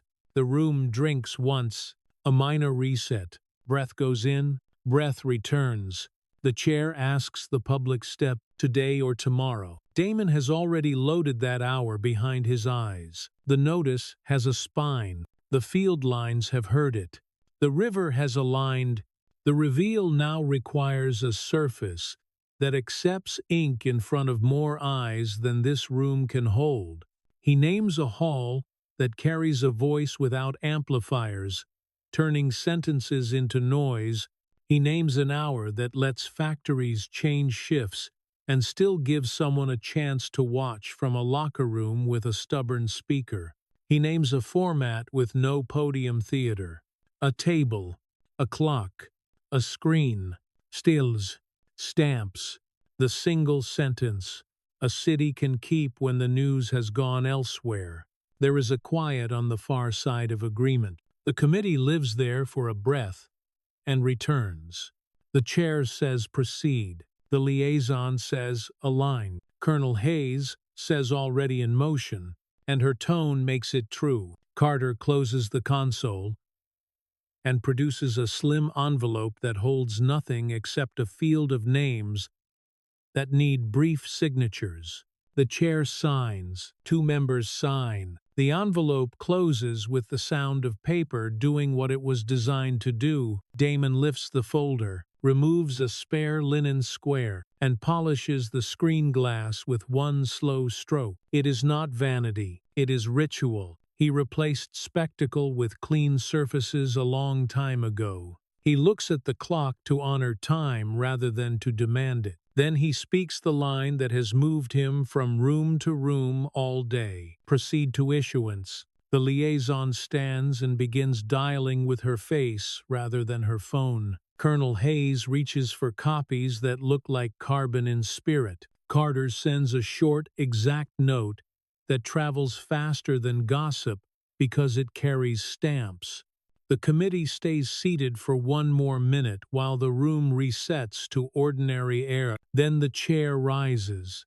The meeting adjourns itself with no gavel, because the work has already left the table. The hall holds the same measured cool. Damon walks with the folder balanced and the drive steady. In the window, a river moves with choreographed patience, water making a conversation with light. He thinks of a ballroom and a red arc and a smile that was not contempt but inventory. He thinks of a worker who tucked a number into the brim of a cap. He thinks of a poster on a pillar trying not to blush. He thinks of a sentence that will need to live in the mouths of people who never learned to like policy and will accept it anyway because it protects their day. At the stair, a delegation waits with the rehearsed friendliness of people paid to find side doors. They carry phrases like community healing and partnership journey, perfume words in a machine shop. The liaison intercepts with the gentlest version of a wall, formal channel only. She says, smiles adjust into calendars. Damon does not change his pace. He has learned the difference between being stopped and being delayed, and he is neither. The press hall waits down the block, a room with good bones and forgettable lights that can be ignored. Within the hour, a table will stand under them. A screen will carry stills and clocks and red muscle of stamps. Carter will read coordinates. Colonel Hayes will make procedures sound like strength rather than punishment. The liaison will move questions away from spectacle and toward spine. Damon will place his hand on a folder and let weight translate without flourish. He allows himself one quiet beat before the next clock claims him. The city decides it's afternoon. A bus exhales. A private car purrs behind its reflection. Somewhere a stare complains and then forgives. If policy has a sound, it is the small, clean thump of a stamp becoming muscle, and the low, steady breath of a room that knows what it is for. He crosses the street with the folder level, and the linen square folded true. The hall door opens on good hinges. Inside, lights test themselves and settle. The screen wakes to silver. The table waits. He places the folder. He taps once with the ring. He does not clear his throat. He does not raise his chin. He lets the next hour take his shape. Outside, phones rehearse their questions. Inside, receipts wait to be shown. The reveal will not explode. It will accumulate. That is how change travels when it intends to survive the morning after. The hall holds a steady light that refuses to flatter. Chairs give up small fabric sighs as people settle. The screen waits with its silver patience. Damon stands at the table with the folder level, edges squared, weight centered. The twin drives riding the pocket above his heart. Cedar and cold wax draw a clean line through the air. The calm scent of a decision already made. Carter takes her place at the console like a pianist finding middle. The liaison edges the microphones inward by an inch and then leaves them alone. Colonel Hayes stands where a post should be, neither inviting nor denying attention. The room's clock keeps its silent mark, a commander that never raises its voice. Damon opens with custody, not with thunder. Drive, seam, crack, time, chain, signature. The stamp lands with its soft, decisive thump. Red breathes once and turns to muscle.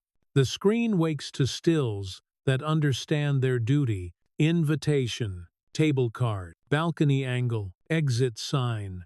Steady as a metronome beneath spectacle. He names placement and hour and angle and lets geometry do the work. Outrage cannot sustain. The red arc arrives and vanishes. Contempt converted into a shape even a machine would hesitate to calculate. A few phones in the still lift, like small moons seeking gravity. Blue returns. The room allows a breath without wasting it. He moves to policy as bone, not sermon. Technical excellence without human fitness is counterfeit value. Conduct weighting is mandatory and visible. One signature from a board hand and one from an operations hand. Milestones bind to independent audits. Retaliation ends contracts. He does not look for applause. He fits each sentence into the sternum of the hour and listens for the quiet click of alignment. Questions come the way rain should come, clean and spaced. A reporter with a voice trained for edges asks about cost, time and courage. He says, minutes to read and to sign, and the measured breath of people willing to let a rule touch their floor. Another asks about delay to production. Culture is governance, not throughput. We do not borrow minutes from a line to purchase appearances for a memo. The lines land, blunt tools that know their work. Beyond the cameras, the committee listens without performing listening. Carter reads instrument numbers like coordinates. Colonel Hayes translates procedures into strength rather than punishment. The liaison pulls questions back to spine when they lean toward spectacle. Damon lays on the table stills from a plant office, where a clock without a second hand kept moving by will. The intake sheet stamped and true. The agreement that removed a supervisor without stealing a minute from a line. The room sees receipts instead of rhetoric, and stays. The sound that turns the hour is small. The discreet hum of a phone set to respect the moment and still insist on being heard.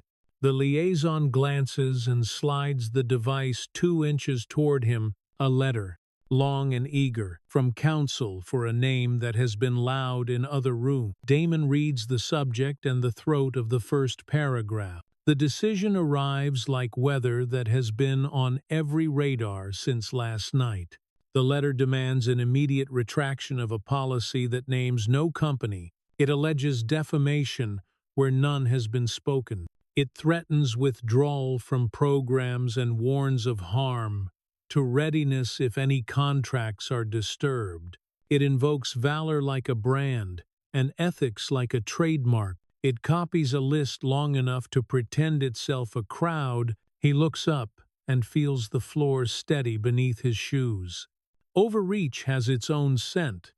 If you have lived in measured air, he nods once. Carter opens a pane sized for instruments, not applause. He reads the counsel's lines in the even register reserved for checking torque. Then he places them beside the clause the company signed years ago, the one forbidding pressure on oversight and penalizing threats against good faith enforcement.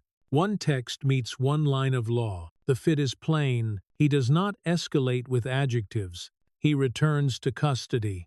Carter lifts the master agreements from the archive with a bright stylus scratch across glass. She shows the paragraph where signatures learned what they were joining. She shows the date. She shows the stamp that turned ink into spine. The room reads and calibrates. The letter has introduced itself to a boundary and lost its balance at the edge. A follow-up arrives before any microphone earns the next breath. The same counsel attaches a statement drafted for markets, praising innovation and the bravery of tradition, casting the incident as misunderstanding, claiming an internal review months past. Carter does not let the sentence complete its fiction. She brings up a calendar frame where the same company announced a different review timeline. She lays beside it a photograph from an unannounced floor visit that occurred the very week their statement pretends closure. She places the seal that fixed that walk in time. Her voice never rise. Receipts do the breathing. Somewhere outside this room, a board chair watches a phone that refuses silence. Somewhere a chief executive remembers a clock he pretended not to see in a clip. Somewhere, a spouse opens a camera and speaks words that feel like oak and split like balsa at the first nail. None of that belongs here. What belongs here is procedure that has no appetite for theater. Damon keeps it fed. He turns his palm, and the execution phase picks up its pace without needing to run. Carter posts a notice of review initiation that would be dull if it did not matter so much. The liaison dispatches a measured line to program managers. Contingent work pauses without starving a line. Option years freeze with a sound like ice deciding to be glass. A debarment screen opens and waits without hunger. A good door at the end of a clean hall. 2 more questions because the city deserves to see a hinge swing. He closes the folder. He taps once with the ring. The press hall exhales into low chatter that knows it has material rather than mood. He steps past microphones into corridor air that tastes like stone remembering rain. In the small room reserved for water, Carter has already arranged the next inches. The hotline shows a message that is neither complaint nor celebration. A crew chief at another plant, not the one with the stubborn clock but its cousin, writes that the number went up in the break room and no one tore it down. He reads it once and files it where small, important things live, somewhere between the sternum and the place. Memory goes to learn discipline. The liaison brings news that does not surprise. The council letter has already found public sight, as such letters do when their authors confuse volume with victory. It has drawn a chorus of phrases that like to pretend they are findings. He nods and says nothing. The policy has already published its grammar. Let other mouths waste rhyme. They return across the river with a speed that refuses to look like speed. The corridor keeps its even cool. The guard at the outer door checks the list. And then his posture, choosing to be part of order today. The operations room inhales and resumes its steady breathing, like a body that has remembered how. Carter reads in a voice tuned to checklists and mercy. Vendor acknowledgments continue. One large name sends the 2 signatures with the 2 titles, and not one word more. Another asks for clarification and receives it. A third tries to slide a mission statement into the margin and finds the margin already occupied by spine. Hayes forwards notes from flight lines, where training modules are scheduled like vaccines and received like ones that work. The liaison shapes the public story into weight that carries without tipping. She points out where drama tries to ignite and where it dies for lack of oxygen. Damon pauses at the window and watches the river talk with light in a dialect cameras rarely learn. A delivery driver leans a shoulder against a crate on a complaining stare. A private car glides with its quiet purr beneath glass, convinced of itself. The standard walks between those sounds and will keep walking so long as hands sign when they should and stamps land when they must. A calmer message reaches them from the company that had been pretending to hold the wheel. The board has convened, a phrase thin from overuse. The chair asks for a meeting to describe a path that might satisfy oversight and reputation both. Damon reads to the end and finds the sentence that matters. The spouse has been removed from any connection to decisions pending a full review. He does not issue congratulations. He notes the change and files it where hinges live. He calls for one more walk, not to a plant but to a floor where awards hang. He asks Hayes to pick the room and the door and the temperature. He asks Carter to bring the kit. He asks the liaison to route the calendar and protect it from perfume. They go with the same measured speed that denies spectacle its favorite fuel. The building holds history in frames, battles translated into glass and brass for visitors. In a conference room with a table tired of podiums, Damon replaces podium with procedure. He places on the screen the stills the press saw and the policy the committee signed, then adds 2 images new to this air. One is a list of workers whose names fill retaliation logs, written across years that pretended to be months. The other is a phone photo of a number taped inside a cap brim with cheap, clear tape. He does not narrate either. He lets the floor measure itself against both. Questions here are different and better. How to make the hotline safe on a shift with a foreman who loves theater. How to train new supervisors to hear when a joke is a weapon. How to publish numbers without turning them into trophies. He answers with procedures and with failures that taught those procedures how to grow up. He says when a stamp lands in the wrong place and how to move it without lying. Hayes speaks about the difference between command and care. Carter shows how to square edges on a page so a hand knows where to sign without being told twice. The room learns. They come back to their corridor near dusk. The city has shifted a shade down the scale. The building welcomes its night sounds, deeper and slower. Carter opens the hotline pane again. A worker writes in a voice that might be hope learning posture. The supervisor, who used to ask for men to stay late now, asks who can leave early to read to their kids. The poster about values has begun to blush less. Do not stop. Damon signs 3 field memos and stamps 2 transfers. He leaves 1 stamp for morning because a day should not consume everything it can reach. He sets the stamp in its shallow curve and lets the red dry into muscle without hurry. He closes the folder and lays the handkerchief square on top, the clean flag where it belongs. He taps once with the ring. The small star against wood is the sound of a day that refused performance and chose work. Outside, phones rehearse another ending. Inside, the room refuses to pretend the story is over.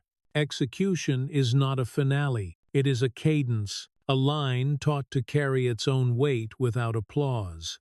Damon listens to the vent finish a sentence, to the printer sigh once as it settles, and then walks the cool hall toward a night that smells like stone and a rule learning how to live in air. Morning arrives without ceremony, a clean light that understands work. The corridor keeps its measured cool. and the door takes its hinges without complaint. Damon steps into the suite with the folder level, edges squared, weight centered. The twin drives steady above his heart. Cedar and cold wax ride the air in a faint, disciplined line that says nothing aloud, and still sets the room to order. Carter is already at the console. The pane of acknowledgments open like a quiet ledger. Rose holds steady, calm as a horizon. The kind of calm that only exists when motion underneath is properly managed. Colonel Hayes leans over a grid of schedules that looks like a flight plan stitched to a promise. The liaison shapes two brief lines for the public page, not to preen or provoke, only to let facts stand in daylight without leaning on drama. The clock advances in its soundless way, a commander that has chosen patience over volume. Damon sets the folder down, places the handkerchief square beside it, and taps once with the ring so the wood will remember the hour. Then he waits for the room to speak. Vendor acknowledgments complete for the first block. Carter's voice even. Board signatures and operations signatures, both the ones who wanted adjectives, learned how to live without them. A few audit timetables shift from proposed to scheduled. Two plants choose to advance their dates rather than wait. Retaliation tips read clear for the night. Hotline volume, modest and sane. Hayes touches a cluster with a knuckle. Line supervisors who earn the chair are leading modules. Crew chiefs asked to stay after the video to talk about jokes that were never jokes. We gave them the rule and the reason. They left with the rule. The liaison rests a fingertip on a tile card and nods. The story is changing measure. She says, less heat, more spine. She has pulled drama away from its own reflection and taught it to walk. Damon listens and does not interrupt. The first decision of the day is to allow good news to be measured rather than performed. The second is to tend the ritual that keeps the core from drifting. He signs the overnight memos. He stamps 2 transfers. The stamp lands with its soft thump, red breath becoming muscle. 1 seal he saves for later, because even an orderly room should not spend every tool at once. He opens the window to the city and lets layered sound find them. A bus exhales at the curb. A private car purrs beneath its self-belief. Somewhere below, a service stair complains under a crate and then forgives. Between those notes, policy walks with a steady posture. No fanfare, no apology. The hour turns and the room divides as it should. Hayes goes to floors that creak. The liaison goes to a table with a camera, not to argue, only to place a promise where it can be found. Carter begins cycling the next kits into envelopes, aligning edges to teach hands where to sign. Damon remains with the grid and the clocks and the small disciplined sounds that have become the weather of his day. Footsteps sound in the hallway, careful and undecorated. James arrives without a retinue and with a face that has learned a new grammar. He carries a document as if it were both a weight and a path. The guard announced him without theater. Now he stands at the table and does not reach for it. I brought something that needs a stamp. James says, the words do not ask for mercy. They ask for procedure. Damon does not make a show of memory. He asks Carter to log a visitor instrument. She reads time and purpose into the record with a steady cadence. James lays the document down. The sentences are clean and brief. Removal from decision flow formalized. Commitments to audits with external eyes. A training plan written like a work order rather than a speech. An apology crafted to be read, not performed. Damon reads for structure, not sentiment. He asks about an oversight seat inside the company, a voice with the power to stop a meeting and the independence to be paid for doing so. James has a name. It is an unshowy name and it fits. Damon asks where retaliation logs will live and who owns the door. James answers with a place and a calendar and a person who carries a key. Carter writes those nouns into the margin, then moves them into the body where they will keep. You will not win back what you have already lost. Damon says. James nods once, agreeing with gravity. We do not deserve it to. He says, the stamp lands. Winter, soft, and final. Red, breathes and steadies. Carter logs the movement in lines that might look like music to anyone who has trained discipline into their hands. James thanks no one.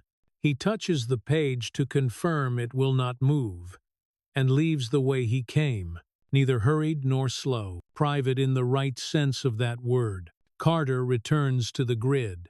Hayes messages from a floor where a tired poster about values has finally come down without ceremony. The liaison reports a morning brief that traveled the right arc and refused sparks. The river carries what it must. Damon steps out for an errand that belongs to both soul and policy. He walks to a shop that believes in coffee and in the dignity of chairs that have remembered bodies for years.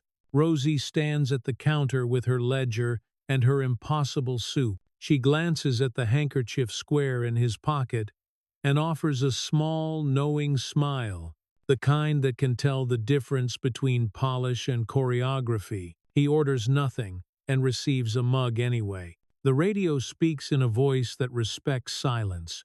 The news gives a plain line about a policy that sounded like novelty last night, and today sounds like a rule. The voice reads a sentence he has carried for days, and hearing it from a speaker is like finding a familiar coin in an unexpected pocket. Price is not value. The words rest on the counter. Weight, honest and hard. A father counts out change near the pastry case. A child taps 2 knuckles on glass for a donut. His eyes have already claimed. The father puts a bill back in his wallet because an overtime bump has arrived, and habit needs a minute to learn a new step. Rosie slides the bag and pretends not to notice the tear in the bill. The day opens by a breath. He pays with cash because some places deserve that exact respect. He folds the receipt and tucks it into the folder, not to expense it, but because receipts as a practice are part of how he keeps the world together. When he returns, the room is set for the last inch of a promise he made the night he smiled under a red arc. The committee wants one final line a city can carry to dinner and keep on the table without knocking it over. He will give them the line and then leave the rest to the work. Before the call, Hayes comes back with dust on her sleeves and relief in her posture. She tells of a plant where the foreman with a theater habit sat through his own module without one performance and signed the page as if his hand had learned a different weight. The crew chief, with the number tucked in a cap brim, asked about overtime in a voice that used to mean a fight and now meant a plan. Hayes says she did not promise anything the room could not pay. The liaison sets the speaker on the table. The chair arrives in the line with the steadiness of an old bridge that has learned fresh paint without losing steel. The committee accepts the report and asks for a sentence to close the circle and send it back into the world where it began. Damon does not rehearse. He speaks the line he has lived. Power is how clean your signature sounds when it lands on a line. The pause that follows is not doubt and not applause. It is the pause of a nail finding wood. The chair thanks him without ceremony. The call ends on a healthy hinge. The hallway feels like a body cooling after a fever. Vents whisper in their narrow weather. A cart rolls past with paper, pads, and pens that write the right kind of line. Damon thinks of a ballroom and a red arc and a smile that was not contempt but inventory. He thinks of a plant clock that moved without a second hand, and the way a worker's shoulders shifted when a nod arrived at the right second. He thinks of a cap brim with a number taped inside, and the cheap clear tape holding it in place. He puts the folder where it lives when it is not needed. The handkerchief square goes on top like a quiet flag. The stamp settles in its shallow curve because a day should end with at least one tool resting. He writes a note for the morning that contains 3 nouns only: hall, table, clock, and leaves it on the desk where it can breathe. The lamp goes off. The overhead light stays, a small vote for vigilance. Evening discovers itself on the street. A bus exhales. A private car purrs behind glass, convinced of itself. A service stare complains and then forgives. The city does not tell him how to feel. It provides sounds and air and room for a step that does not waver. He walks to the river and looks across at the other building with its cool, steady geometry. He thinks of rooms that will never know his name and will enforce the policy anyway, because a stamp does not need a biography to land. He thinks of change that survives not as fireworks, but as screws that seat and hold. While gravity keeps asking hard questions, his phone hums once in his pocket. Carter sends a line that needs no reply. Hotline quiet. Posters stable. Crew chiefs have started calling the module the rule. He smiles without showing teeth and allows that to be enough. A child runs past holding a donut like treasure. The father follows with a paper cup and a grin he did not plan. A driver shifts a crate on a complaining stare and whistles a tune without message. The air tastes like stone that remembers rain. Damon breathes and lets it belong to him because he has earned the right to stand under it without asking. He turns back when the first lamps begin their patient glow. Inside, the corridor will be cool, the room faint with cedar and cold wax, the stamp asleep in its curve, the file at rest. Policy will keep walking between the purr and the creak, between the camera and the break room, between the sentence and the signature. He opens the door, lets the hinge finish its thought, and steps through into the steady weather of work that means something. The lights accept him. The clock advances without drama. He taps once with the ring because even a quiet ending deserves a mark you can hear. Then he leaves the room to its own breath and takes the stairs. And the city holds at its heart. This story is about dignity, the quiet, steady kind that doesn't need applause to be real. It reminds us that fairness is not born in courtrooms or headlines, but in the choices we make when no one's watching. Damon's journey shows that real power isn't in control or dominance, but in integrity, in the courage to do what's right even when it's inconvenient, unpopular, or misunderstood. In a world that often rewards the loudest voice, this story whispers an older truth, that character still matters, and decency still wins, maybe not fast, but surely. Each person we meet carries a version of silence, the worker afraid to speak up, the leader haunted by compromise, the bystander who looks away. The lesson here is not about heroism but humanity, about recognizing when silence becomes complicity, and daring to trade comfort for conscience. Like the old saying goes, gold doesn't fear the fire. Our trials don't define us. They reveal what was already true beneath the surface. So, if this story stirred something in you, a memory, a regret, or a hope, I invite you to share it. Tell us what part of it felt close to your own life. Leave a comment, click like if it resonated, and subscribe so you don't miss the next story that might challenge or comfort you in equal measure. May your day end in calm light. May your voice find its rightful volume. And may you never mistake quiet for weakness, because sometimes peace itself is the loudest kind of strength.